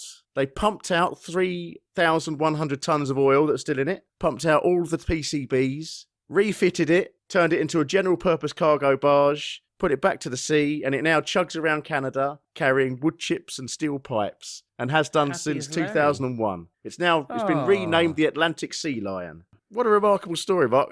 That's wonderful. The last thing I expected. Yeah, indeed. Yeah, that's incredible. Yeah. Well done, Will. Yeah. So I could not find anything about Will Vickery, the man from the Canadian Department of Transportation. It did remind me though that there are two people called Vil Vickery. Yes. There's the former husband of Fern Britton and also chef on This Morning, and then there's also the England rugby player. That's the one I remember. Who was MasterChef champion in 2011. So what is it about the name Phil Vickery that makes people good at cooking? I don't know, Russell. It's interesting, isn't it? That's it. Yeah, that's a great question. I wonder if Will Vickery's any good at cooking. But then the other guy, the environmentalist, whose side I was on throughout this, he's been made to look like an absolute idiot now. What a fool. Daniel Green, his name is. He was still the head of the La Société pour Vaincre la Pollution, which is the Society Overcome Pollution. He was head of that from 1980 to 2000, but he's now, ever since 2014, is the deputy head of the Green Party in Canada. And that is a little picture of him underneath the barge there. I saw them, and I guess that must be him. Yeah, he looks quite still got that lovely head of hair, isn't he? He does, yeah. Beautiful. He looks happy. I would say the only little sour notes here of this story, and I feel bad even mentioning it near the end, is that the Canadian government. So this barge was owned by a company called J.D. Irving, which is owned by a family called the Irvings, who are like I think one of Canada's richest families. That's like multi-billionaires. The Canadian government tried to sue J.D. Irving for the money because it cost them in total $42 million to do all this recovery. J.D. Irving, well, they didn't win the case, but they managed to settle out of court without being sued, and in the end only stumped up $9 million of the cost. Oh. So it cost the Canadian government $33 million to do this. But I thought everyone was convinced that the insurers should pay. Yeah. Well, the insurance. So because it was an out-of-court settlement, the insurance only paid $5 million. So the Irving family stumped up $4 million as a $4 contribution. And the insurers paid up $5. Insurance company paid up $5 million, and the rest was paid by the old Johnny taxpayer in Ottawa and Toronto. A loony from every pocket. Yeah. So that's a shame, but at least they still have their beautiful barge. They do still have their beautiful barge. Absolutely, yeah. I wonder if do you think as it chugs up the St. Lawrence River, do you think the sort of the beluga whales, prance around it, salute it? Yeah. Kind of, yeah, absolutely. I do now. I didn't before. That's not something I've ever thought about, but now I'm convinced that's what happens. Or do you it is, after all, the people's barge. Yeah. Or do you think they trail it, hoping to get the taste of some of those sweet PCBs? Yeah. Right. Well. Oh, one last thing. Shahnaz Pakravan. She can't not comment on this piece, Russ. Oh, yes, yeah. And right at the end, she just says, and what a terrible tragedy that would be. Right. Amazingly, already onto the final segment, Mark. I know, it's amazing. I know. Well, we've only been recording for, I'm guessing, 20 minutes. And what a terrible tragedy that would be. Now, getting from A to B in the US of A, what springs to mind? Huge, glamorous automobiles? No. In Palm Desert, as I found out, they're turning their backs on gas guzzlers and instead they're harnessing the power of hydrogen to cruise the mean streets.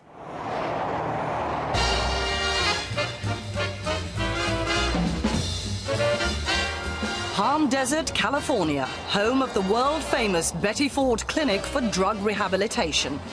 But the real narcotic rushing through the veins of the American dream is gasoline. For all the highs, the low is pollution. But here, they're going to wean people off the gas habit with a new hydrogen fuel system.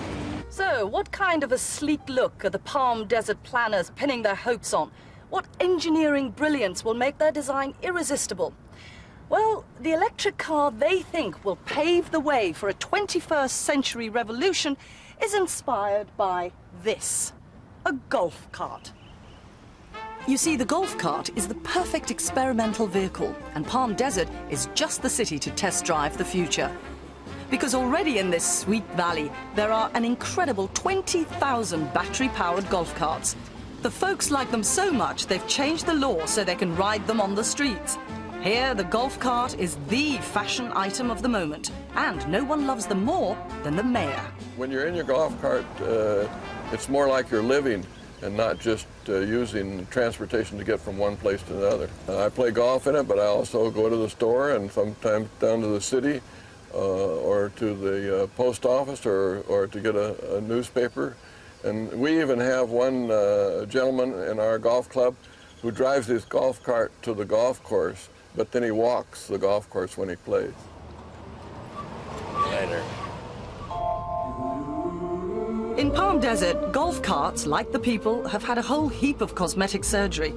But now the carts are heading for a more radical operation. For that's the big idea here, to trash the electric batteries that electric evangelists have been pinning their hopes on. They take hours to charge and have a limited range. In their place will be carts powered by hydrogen. This is the technology that experts believe will someday drive the non-polluting car. The gentle folks of Palm Desert are fast becoming the vanguard of the hydrogen revolution. This is the beginning of forcing the dirty gas guzzlers off the road. The clean air era beckons thanks to the heart of a new golf cart, a hydrogen fuel cell. Fuel cell is an electrochemical engine that takes hydrogen and makes electricity and does it with absolutely no pollution. Having a fuel cell is like having your own personal power station under the bonnet. Hydrogen and oxygen meet at the surface of metal plates and react chemically, which generates electricity. And the new power source needs a new vehicle. This is the revolutionary hydrogen golf cart. Now, what happens is that the hydrogen from these tanks mixes with the air in the fuel cell here to produce electricity. Now, they've spent 4 years trying to solve the problem of gas flow, control algorithms, and fuel efficiency. But there are some residents of Palm Desert who feel there's still a massive engineering flaw. Where do they fit their golf clubs? Where do we begin with this, by the way? Sorry, I'm just... It's a funny old song. I enjoyed it. Yeah, it's enjoyable. I mean, we all know fuel technology is an important technology. They really do seem to be trying their utmost to make this look as silly as possible, don't they? Even down to the music, yeah, absolutely. The Big Blowout by Henry Mancini. Yeah, no, it's such an odd thing, this whole segment. And there's some bits that, like, again, it's very entertaining. Who doesn't love? Look, most of the time we're spent enjoying the sight of golf carts that have been made to look like tiny versions of bigger cars, which is never not fun. I think we both agree with that. That is never not outrageously brilliant to see. Well, before we move on, Mark, if you scroll down to the bottom of our documents, I want to run you through a few. I collected a few highlights. Outrageously tremendous, yeah. See the top one there. That's modelled on modern Rolls Royce. Gorgeous. Yeah, that's the most expensive golf cart you could buy at the moment. Ooh. About $25,000. Not bad. You've got one that's shaped like the General Lee from the Dukes of Hazzard. That's difficult not to be impressed. And obviously, obviously the Confederate flag is a controversial flag to sport on your car these days. I'm not even sure it's controversial anymore. I'm just saying that you'll probably get less trouble with it down the Palm Desert Golf Club than you probably would in most places in the world. Yes, and you can just about get away with it, I think, if you were clearly trying to look like you're from the Dukes of Hazzard, yeah. Then we've got a lovely Hummer. And then, astonishingly, the Tumbler from Batman It's from incredible. The Dark Knight. It blew my mind when I first saw it, Russ. It's absolutely incredible. It's actually astonishingly detailed. The one below that is the one that really made me laugh when I saw it. Is that Quagmire from Family Guy? Well, that's what it looks like, isn't it? It's Yeah. supposed to be Bob Hope. Shut up. The weird thing is, now that you said that, I can see it. It's a golf cart shaped like a giant cartoon Bob Hope. Just write this down in my notes here. I think it's the most grotesque vehicle we've had on this program since the mighty Blinky from all the way back from the Toronto episode or Vancouver. Gosh. Vancouver, sorry. Yeah, So- Vancouver, yeah. But obviously nothing better than a golf cart shaped like a miniature car. But they are inherently comical, aren't they? Because they use Yes, absolutely. It's basically yeah. it's like a noddy car, isn't it? Or a... yeah, absolutely. So it's quite, but I have to say, I don't think it's their fault because it does seem to be that this is the only place because we're then introduced to a man called Peter Lemon, or Layman, how do you pronounce his name? Yeah. He weirdly reminds me of Garth from Wayne's World in the way that he Yes. speaks. But he's clearly a proper scientist, knows all about sort of fuel cells, and so he's the one that's doing this test. So he's obviously clearly decided that these are the best vehicles to do his tests on. I guess maybe because they're small and easy to work on, and they don't need to be past any sort of road safety checks or anything like that. Is maybe the reasoning? I don't know. It seems to be his idea to convert these road legal golf carts into hydrogen powered ones. Even though, if you ask me, Mark, the golf cart is one of the least suited things for this technology, because the advantages of the technology over battery technology is that you can refuel it as quickly as a conventional car, and the fuel is portable. But if you've got a golf cart, that doesn't matter because it's a golf cart. You can just charge the battery overnight. Well, this is the thing, is that they have, by the end of watching this a few times, I think the last thing I said in my notes was, why does this whole segment feel suspiciously like it's been funded by Detroit and Big Oil? Because it's almost like the whole segment has been purposely designed to make the idea of electric cars look ridiculous and comical and inefficient and ineffective. Even down to the fact that they have actually, the car they're using to demonstrate the new technology is the perfect car for battery operation for the reasons you've just pointed out, not least of which is that, especially because they're driven by old people in kind of villages in and around California and Florida, is that, like one of the famous jokes in America is the idea of, like, the early bird special, where all the old people flock to a restaurant and they eat dinner at 4:30 and then they go home and they're in for 18 hours. And so, like, there's plenty of time for your battery to charge, and they're not going very far. They certainly don't need to go fast. I didn't understand this whole thing. I mean, I'll come to another observation later on, but it makes the whole thing feel like it's deliberately ridiculous. Yeah, but I don't think I think it's just chance that it's because Peter Lemon is clearly a serious scientist. Serious, yeah. And he has big plans. I mean, they're apparently building a hydrogen filling station in the town. The town mayor is absolutely on board. Dick Kelly. Lovely guy. He's absolutely fully on board, isn't he? He thinks it's the future. I mean, I'm not sure he'll be seeing much of this. No. I did find out. He actually carried on for a lot longer there, Mark.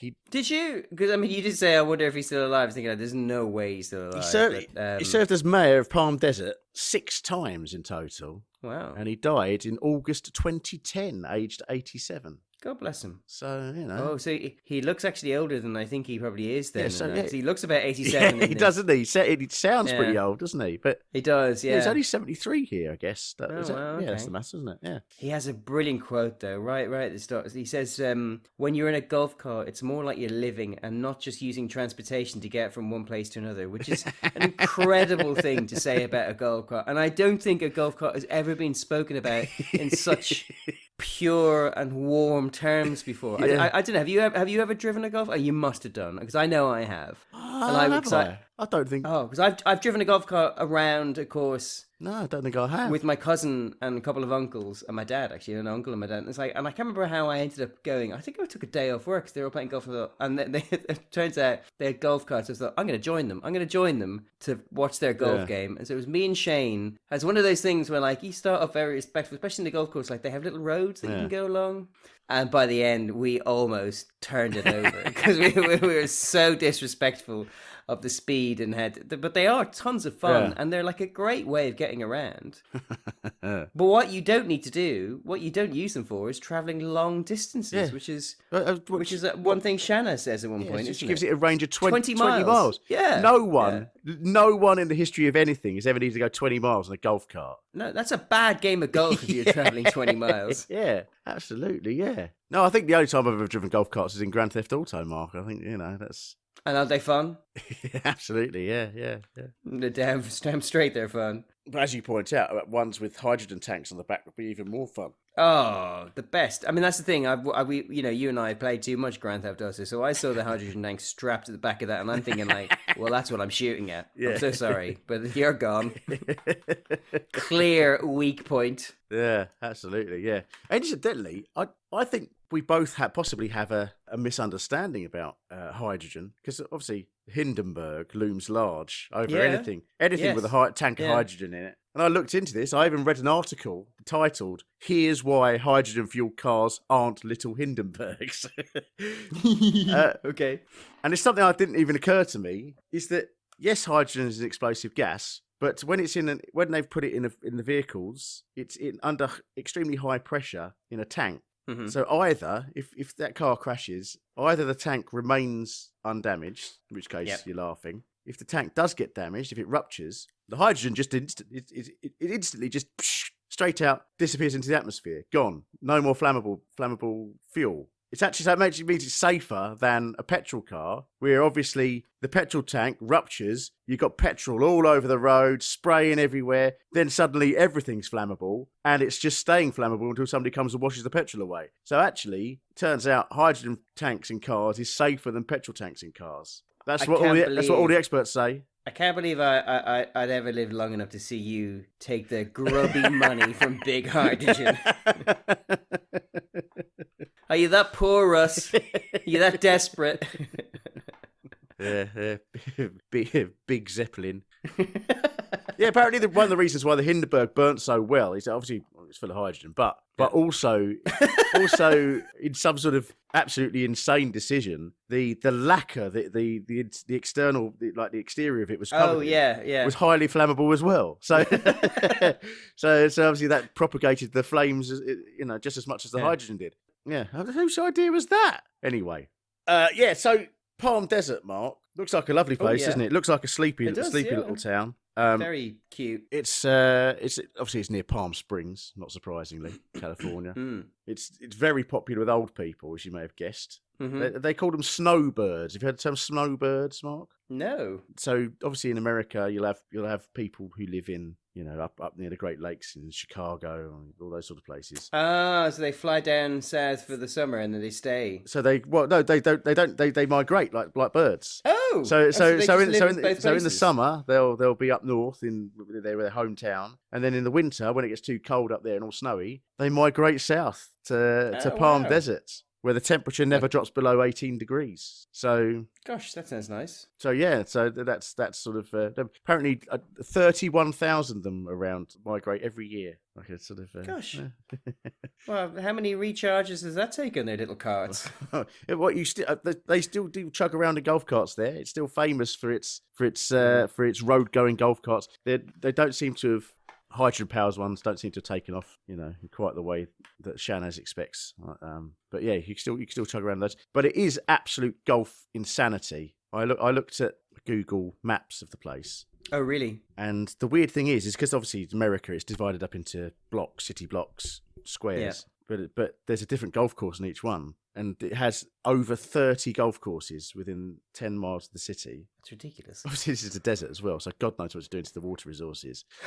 But each golf course is square, and obviously a different pattern for the course. So it looks like a weird tile pattern, like green tile swirly tile patterns. It's very interesting. But yeah, all the biggest employers in town are the golf resorts. It's been nicknamed the world's golf capital, which I thought. I mean, surely Scotland will have something to say about that. Yeah, come on, move on. Yeah, but obviously in an environment completely unsuited for golf. My dad used to be a member of the UN golf course in Cyprus. Ooh. And it was in the, if memory serves me correct, it used to be in the patch of land between North and South Cyprus. And it wasn't very well maintained. So you used to get like a little patch of grass that you'd carry around with you and you'd put down underneath your ball and you'd hit from it. Nice. Yeah. There are some... Nature finds a way, Russ. Nature finds a way. There are at least some young people were some young people in Palm Desert. Because their most famous... What do they mean by young? Their most famous export is the rock band Queens of the Stone Age. Really? Yes. Gosh. So yeah, I just obviously pictured them on tour, and instead of like the big old tour bus and lorries, they're just carrying everything in fleet of golf carts. Yeah. So I mean, golf cart's still there. This Peter Lehman fella, what's going on with him? Well, it turns out that he's an absolute pioneer of renewable energy in California, Mark. I don't know whether you noticed when it came up with his name. It said, did you see where he worked? I remember reading it, but I don't remember what it said. No, what did it say? They called it the SHATS. The SHATS Energy Research Institute. Which they... That's why I remember it, because it was the SHATS. Yeah, which they put in the subtitle as SHATZ. Yeah. That is not how you spell SHATS.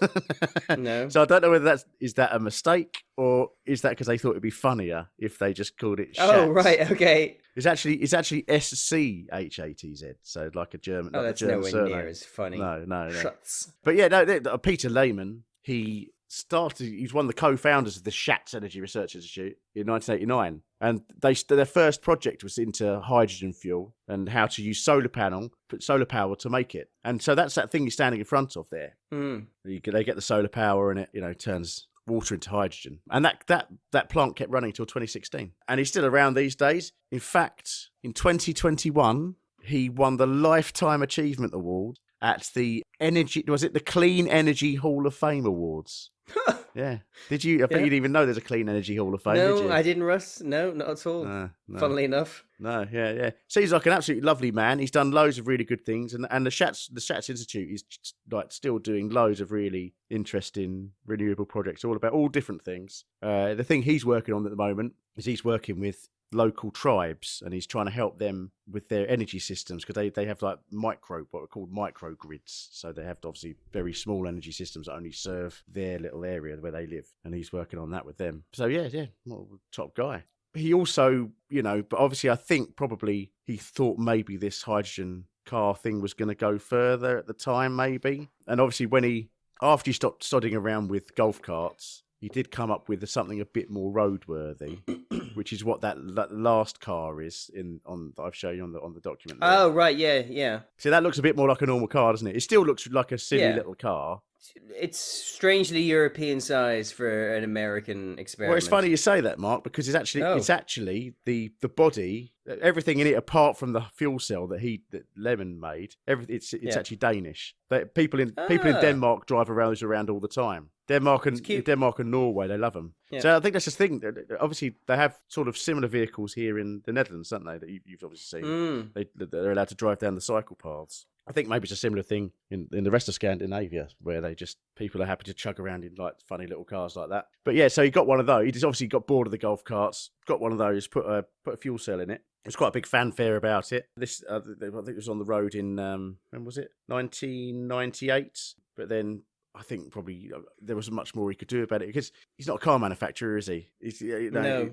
You've got to wait for the big boys to turn up. That's the There's thing. no scale to this. There's no scale, no. But Yeah. it turns out that all the way across the Pacific, the Japanese had been working on their own, their own stuff. And it's actually the Japanese who've completely cornered the market in this. And the Koreans as well. I've just remembered that Hyundai's Korean, isn't it? So yes, well done. But so Honda were the first major company to make a hydrogen cell car, which it's called the Honda Clarity. And that came out in 2008. But weirdly, you couldn't buy it. You could only lease it. You could only lease it from Honda, like for about $600 a month or something like that. But then 2013, Hyundai came along with their own version called the Tucson. I remember that. Yeah, and that was the first commercially available one. And so now it's a 3-horse race now. So Honda have pulled out the market. They've pulled out the market in 2021. But Hyundai have now got the Nexo, which you can still buy now. But then the big player, they've come storming in and grabbed the glory. Is Toyota. Yeah. So Toyota have got the Mirai. And the Mirai has just absolutely thrashed everybody else. That's been on sale since 2015, and they've sold 22,000 of them now, which obviously isn't, it's not huge. Not huge, but by compared to the others, it's actually dwarfs the others in terms of sale. And of course, famously, James May bought one. So a bit of Top Gear content for all the Top Gear fans. Listen, brilliant. And you can still buy one. The UK showman price at the moment is £53,995. I would say the big issue is where you're going to fuel it up. Yeah, so what does one do then? I say you'd have to plan your journey carefully. That's all I'm going to say.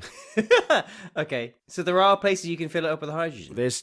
Across the world, there's 685 filling stations in the whole world. Okay, yeah. There's 228 in Europe, of which 101 of them are in Germany. Okay. 19 are in the UK.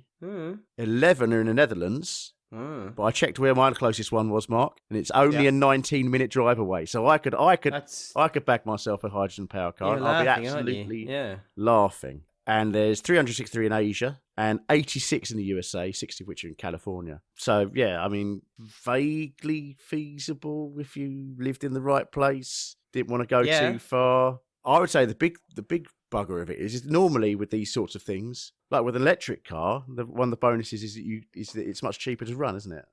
That's the whole point of them. Well, not the whole point of them, but it's one of the points of them. Yeah, so you're not paying for fuel bills. Exactly. Yeah. Well, petrol bills. Yeah. Obviously, with this, you have to pay for the hydrogen, filled up with hydrogen. Yeah, which must be dirt cheap. You'd think, wouldn't you? Yeah, I would. Yeah, I just said it. It's currently £12 a kilo. They sell it in kilos, which I thought was interesting. Obviously, hydrogen's very light, so it's probably quite a lot. I don't know, but that's true. But they've worked it out. How many miles to the kilo? Well, it's about 100 kilometres to the kilo. So the running costs. That doesn't sound brilliant. So the car magazine I read worked out that the cost is £11.40 per 100 kilometres if you're driving a hydrogen car. Yeah. If you're driving a petrol car, it's even at modern prices of petrol, it is £7.11 per 100 kilometres. So you're paying a £5 per 100 kilometre premium to have a car that you can refuel vastly in only 19 places amount. in the UK. Okay. I mean, assuming most of them are around London. Yeah, there's one in Rotherham. There's one in Rotherham. Yeah, Brilliant. yeah. Okay.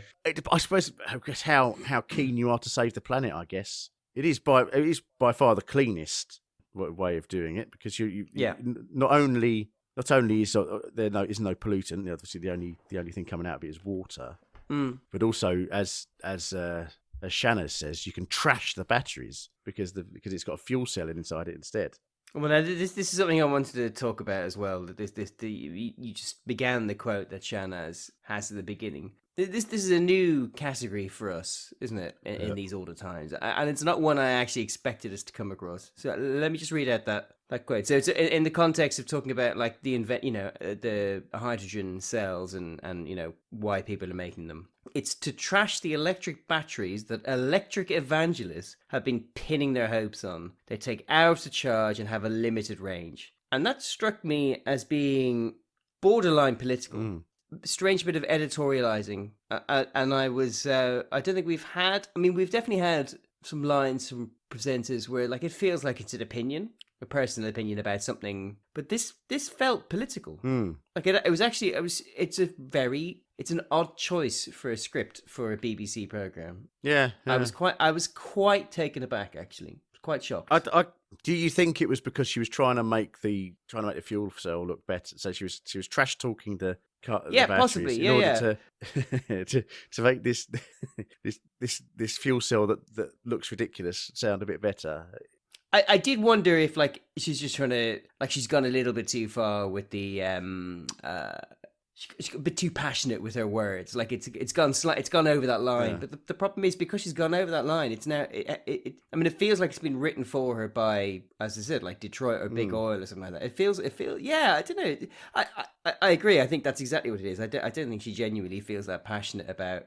She's not an anti-electric car campaigner, to the best of my knowledge. But it's. I'm surprised it got through the editorial system, because it's one of those ones when you read it or you hear it again, you go like, do you mean that? Do you mean what you're saying? Because you've gone from kind of like a little bit of fun verbiage to kind of spice things up, because let's be honest, it's not quite as if she turned up in like a kind of a Mustang or something like a real muscle car, like you wouldn't need to say anything, would you? Though I suppose, actually, just thinking about it, I suppose the idea of a car that wets itself seems very fitting for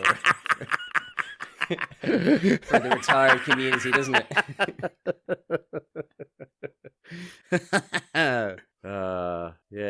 That's. I mean Big Oil can use that as a bit of propaganda, can't they? Yeah, they can. Yeah. Is your car good? Depends. Oh, and then obviously Howard finishes on that little joke there, and well, as they say in America, what a gas. Now, I may have mentioned in previous episodes, Mark, I lived in America for nearly a year. I don't remember anybody saying what a gas.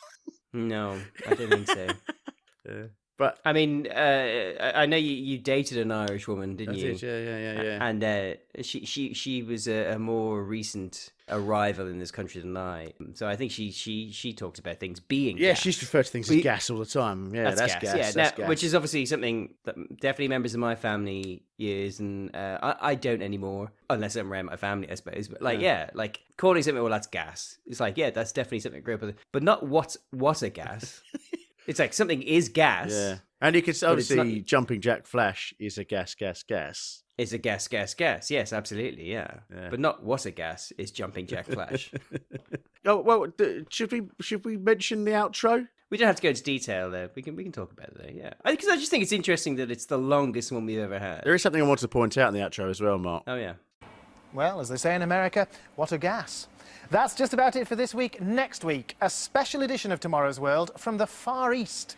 There's just over a year left before Hong Kong is handed over to the Chinese. But as we found out, it isn't just sitting back quietly waiting for the future. It's meeting 1997 head-on. Hong Kong's new airport is the most ambitious construction project of all time.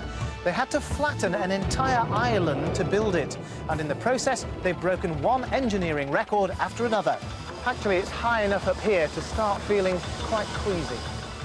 Meanwhile, in preparation for 1997, traditional Chinese medicine is getting its biggest shake-up for 4,000 years, as Hong Kong scientists sort out cure from curiosity. And in a place famous for producing calculators, I met the fastest yet and not a battery in sight. This teacher reckons he can turn any child into a mathematics marvel. You know, you really won't believe those kids. They are truly amazing. So we'll see you next week in Hong Kong. Have a good weekend. Goodbye. Goodbye. They're very excited about next week's episode, aren't they, Mark? They've never been more excited about next week's episode. They're much more excited about next week's episode than what we've just watched. I've never seen Shahnaz so excited, enthusiastic. Yeah, is that the longest tease into another episode we've ever had? I would go so far to say, Mark, that they've absolutely spoiled the next episode. I mean, yeah. these days I would be screaming spoiler alerts, spoiler alerts. Yes, you would, yeah. Because obviously the phrase spoiler alert had not been invented yet. No, because so you would have coined the expression, Russ. Yeah, That's a. yeah. Tell me, so can we officially call this episode 27 and 28 of Tomorrow's World all the time? Yeah. Just audit those brief 5-second snippets of the next episode. I mean, there was one what I was quite happy to miss, actually. It was that sort of quackery of the Chinese medicine. Should not be on Tomorrow's World. I'm glad we didn't get to see that. Although, obviously, we will do it at some point in the future.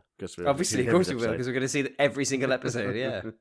Well, should we start crunching those numbers? All right, yeah. All right, let's do it. All right.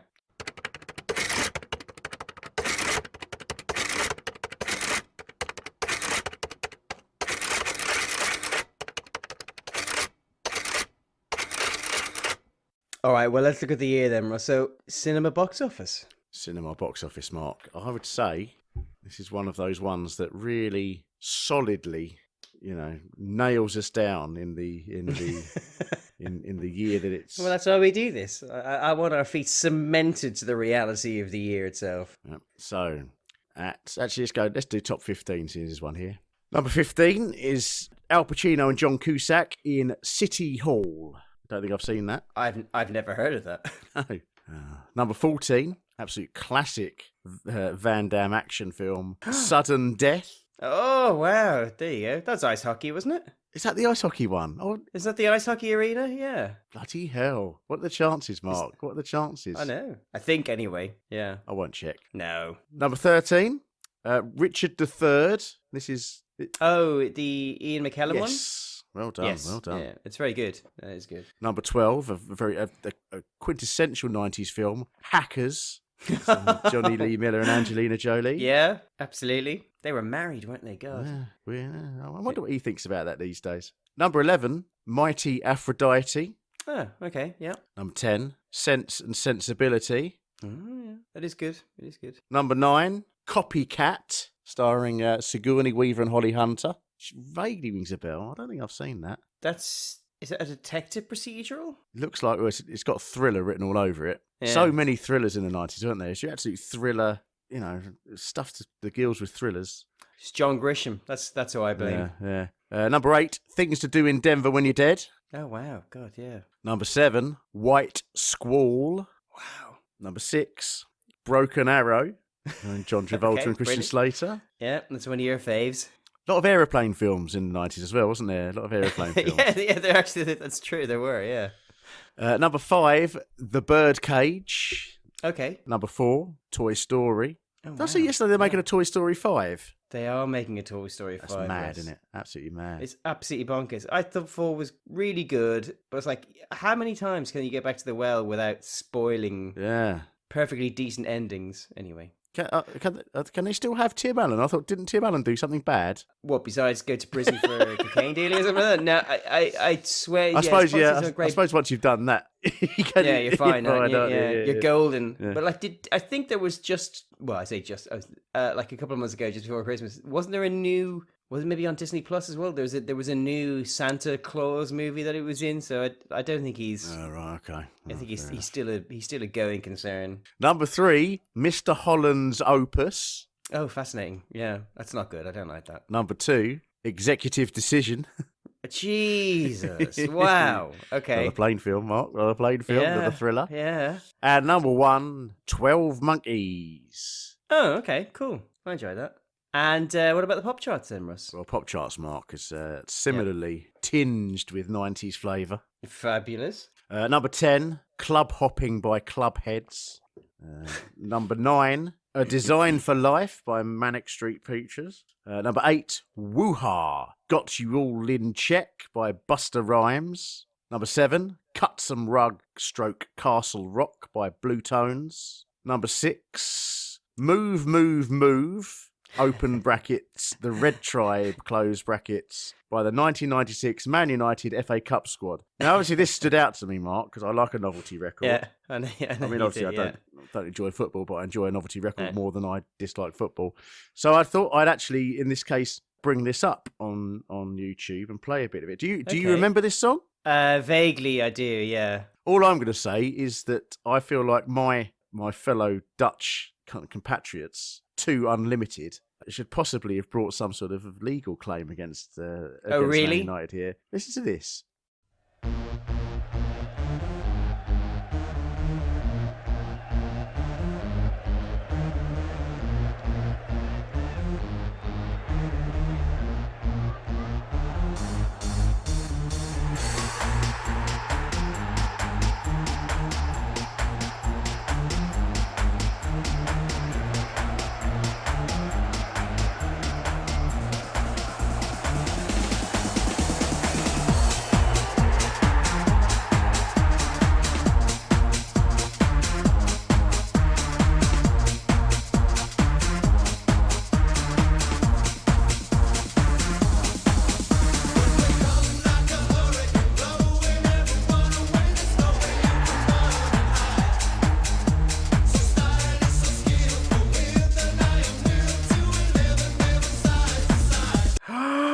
No way. That's awful. I've never heard that before in my life.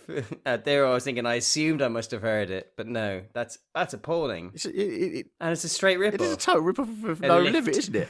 Yeah, but they seem to somehow manage to get rid, just suck all of the excitement from the 2 Unlimited version with their really sort of awful vocals. It lacks any pace or rhythm, doesn't it? It's astonishing. Wow. Yeah. Well, thank you for sharing that with us all. It's okay, Mark. I'm here to help. Anyway, number 5, Charmless Man by Blur. Oh, love that song. Yeah. Number 4, Cecilia by Suggs and Lucy Lou stroke Mikey One.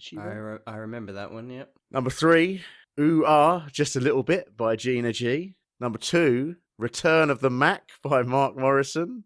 Wow. And number 1, Fast Love by Georgie Michael. Gosh, it's like I'm 15 all over again. I was just thinking, is like East Germans have a special word for the kind of nostalgia they feel or they felt about East Germany. Oh yes, and a kind of and it's nostalgia, which is a really good word. And it's just as I was listening to that list there, I was thinking like, is there such a thing as nostalgia? Or it's like I just have this weird nostalgia, or like, and it's like it's the thing about nostalgia is that like it is a kind of it is like a pie into a simpler time, but it is also a kind of a pained nostalgia. Yeah. And it's like, that's how I felt about that list.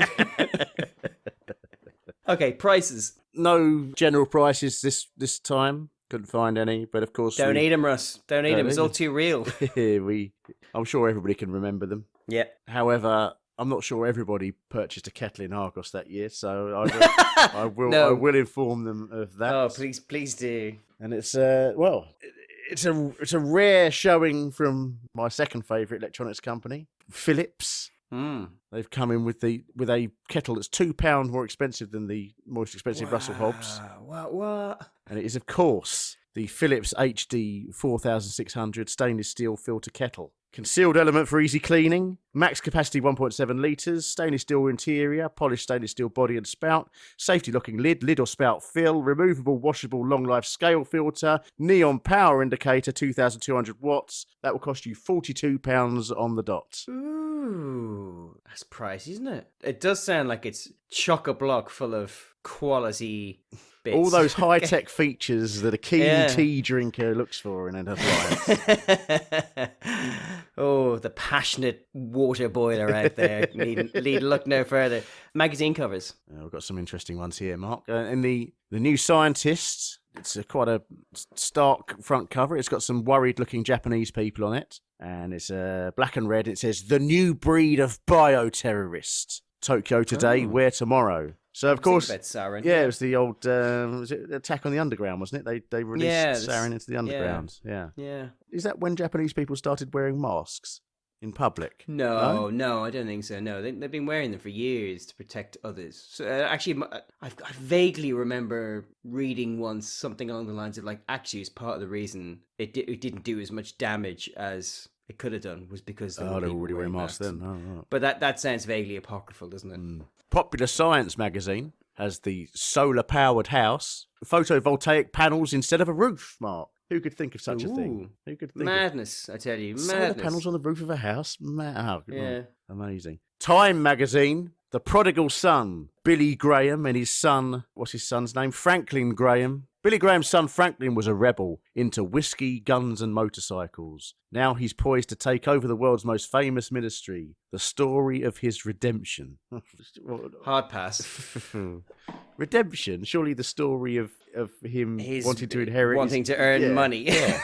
Yeah. yeah. Private Eye. OJ flies in. And we've got OJ Simpson flanked by officers of the Metropolitan Police. And there's a little speech bubble from OJ's mouth, and it says, "I'm going to make a killing." Was that when the Friday Night Armistice got him to sign a piece of paper and then they opened it up and said, I'm guilty? Must have been, yeah. Must have been, yeah. Fortean Times. Amazingly, I remember buying this edition of Fortean Times. Yeah. It's got the Loch Ness Monster bursting out of a TV on it. Dinosaurs Alive, this exclusive film evidence reviewed. They must have blown their thistle whistle. Psychic sleuths, clued up or clueless. Trout to lunch, the man who thought he was a fish. And my favourite looking story is Ouch, Ouch, Ouch, Zanzibar's bat-winged sex dwarf. Okay, cool. On to Viz. Viz features the return of student Grant, Mrs. Brady Old Lady, Billy the Fish, Postman Plod, Sid the Sexists. It's got a picture of Ace trying to do a drunken rendition of Singing in the Rain. There's a subheadline saying, featuring a golden shower of piss-poor cartoons and lavatory humour. And inside, free Liza Minnelli spaghetti umbrella. And finally, Playboy has quintessential 90s supermodel Cindy Crawford on the cover. Oh, wow, yeah. Looking lovely. Music and Supermodels, Way Cool special issue. I'm sure every issue has been a special issue. Yeah, I think it has, actually. Yeah. Playboy interviews the very politically incorrect Ray Bradbury, and there's also an interview with Newt Gingrich and Alanis Morissette. Okay, that's cool. Good articles. Well, let's audit this then, Ross. Let's start with question number 1. What is the most important invention we saw this week? Well, I've got to say, Mark, I don't know whether important is correct, because, I mean, it's only a vacuum cleaner, but it is surely the most clear-cut example of an invention. I mean, I guess the hydrogen fuel cell, but I don't think he actually invented the hydrogen fuel cell. He didn't invent it, did he? No, actually, I think it is the Electrolux RoboVac. I just think it's mind-blowing that we were genuinely seeing something that wouldn't appear... You wouldn't be able to buy for another 5 years, well, 4 and a bit years. That's really cool, and the fact that I don't know. I also think it's really incredible the fact that it's still vaguely the same thing, broadly the same thing. Yeah, I'm happy with that. I mean, important. I mean, we always say, I don't. And this is it. These words are very loose. And this is its genuine world premiere as well. Yeah, exactly. And it's still referred to. Yeah, I bet it is. Yeah, that's great. We've seen like a historical document here. Yeah. Most worthless invention? Well, see, if you'd asked me before we learned from your research, I would have assumed it was the puck tracking device. But that's interesting because is that the technology is still used. It's presented. Yeah, exactly. It's just presented differently. Yeah. So it has to be the vampire bat saliva thing, doesn't it? That was just did not work. Do what it was supposed to, which is a bit dispiriting because obviously it is arguably the most important. Or has the possibility of being the most important thing that we see. And actually, in the end, it's unfortunately worthless, which is why your man went off to invent a scorpion anti-venom. I mean, we could say it's PCBs. They're not worthless. I mean, they're worse than worthless. Well, no, I mean, apparently people will immediately buy it and pour it into their vats and cook from it. Such a good material is it. Most inaccurate prediction of the future? The idea that the puck tracking will be used in... I was thinking snooker and stuff like that. Yeah, that's what I was landing on myself, actually.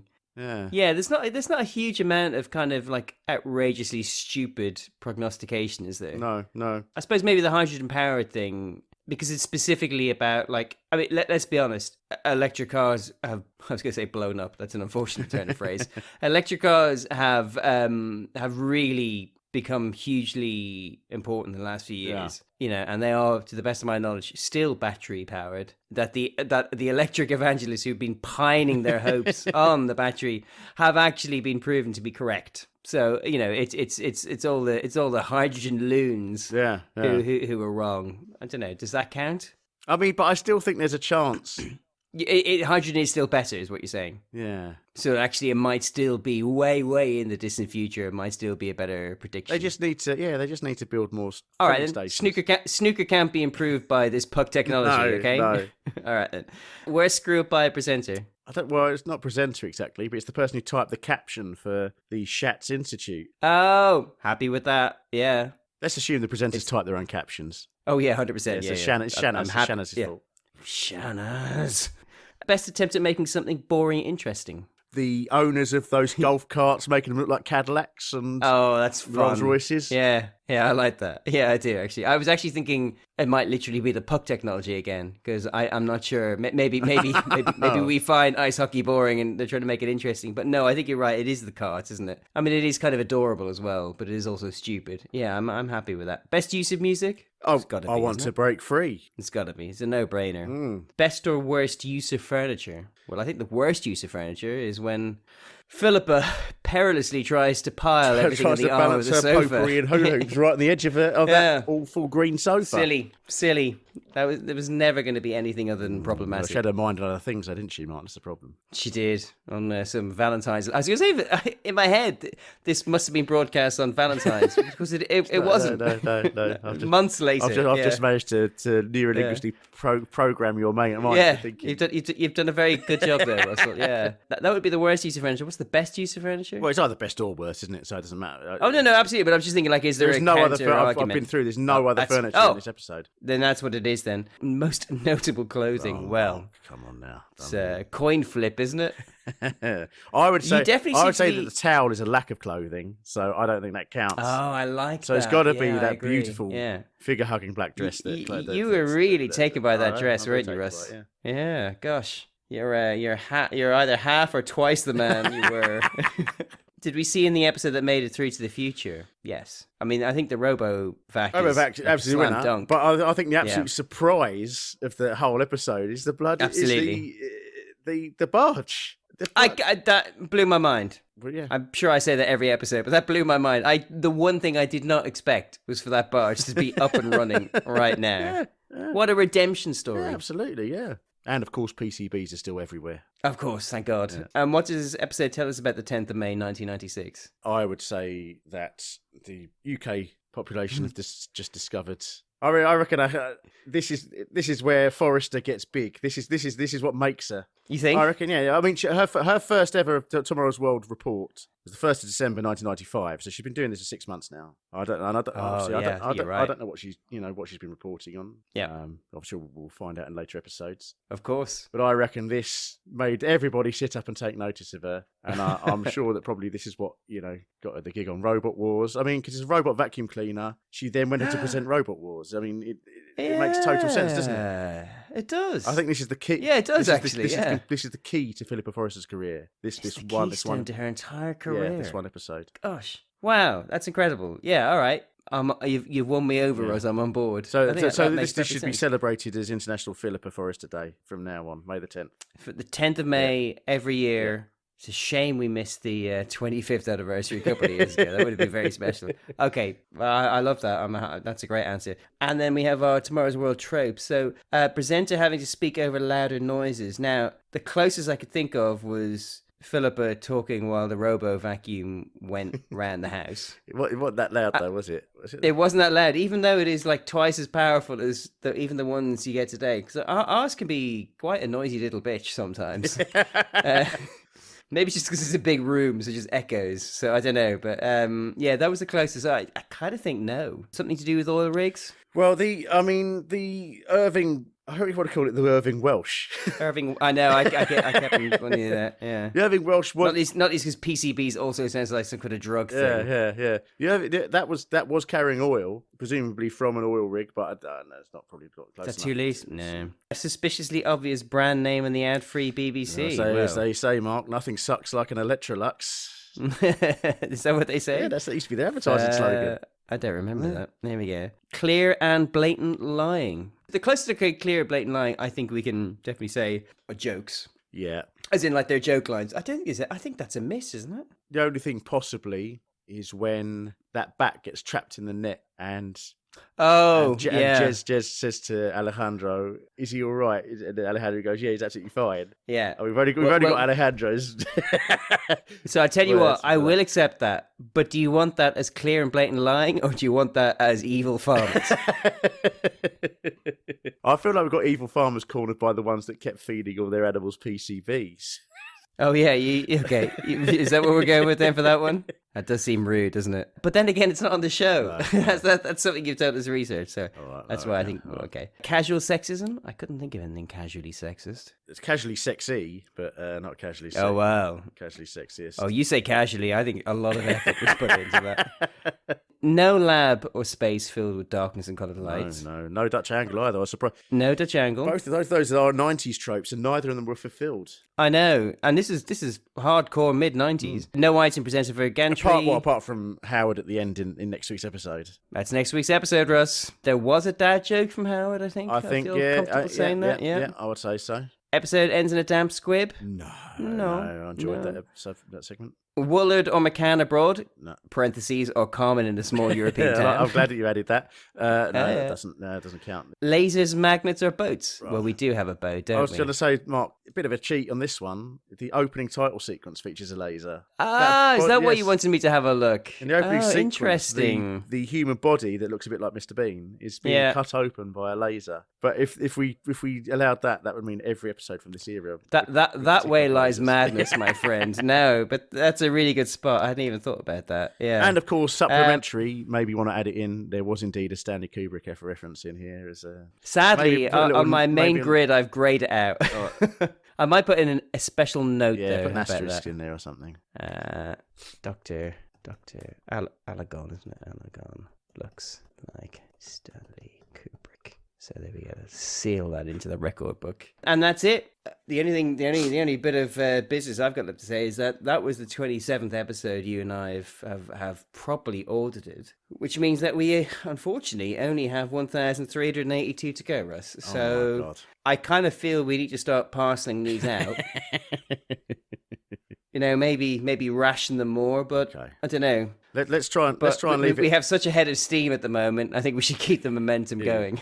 Let's try and leave it at least a month until we do the next one, then, shall we? Well, you say that, but you'll think of something, won't you? You'll think of some mad. What's the next holiday? Oh, it's St. Patrick's Day, next one, isn't it? Oh, it is, yeah, which is about a month away. Right, there we go. I'll see if I can find something Irish themed then, shall I? Brilliant. I can barely wait. Yeah. I mean, well, Craig Doyle's Irish, isn't it? Let's see if we can find a Craig Doyle. Oh, that's true. Craig Doyle is Irish. Craig Doyle in a towel for you. Thank you. Okay, well, Mark, I'm going to have to leave you now because obviously it is Valentine's Day and it's getting late and I've sorted myself out with a hot date for the evening. Oh, yeah? Yeah. Waiting in the hallway. What I've done is I've sellotaped a photograph of Philippa to my vacuum cleaner. That's sadly all too believable. I mean, what she lacks in conversation, Mark, she makes up for in suction. So. Oh no! Don't end on that, Russell. This is altogether too classy a podcast for that kind of base humour. Rechargeable base, no doubt. So yes. Well, until next time, if you're on the internet, we will see you tomorrow. Bye-bye.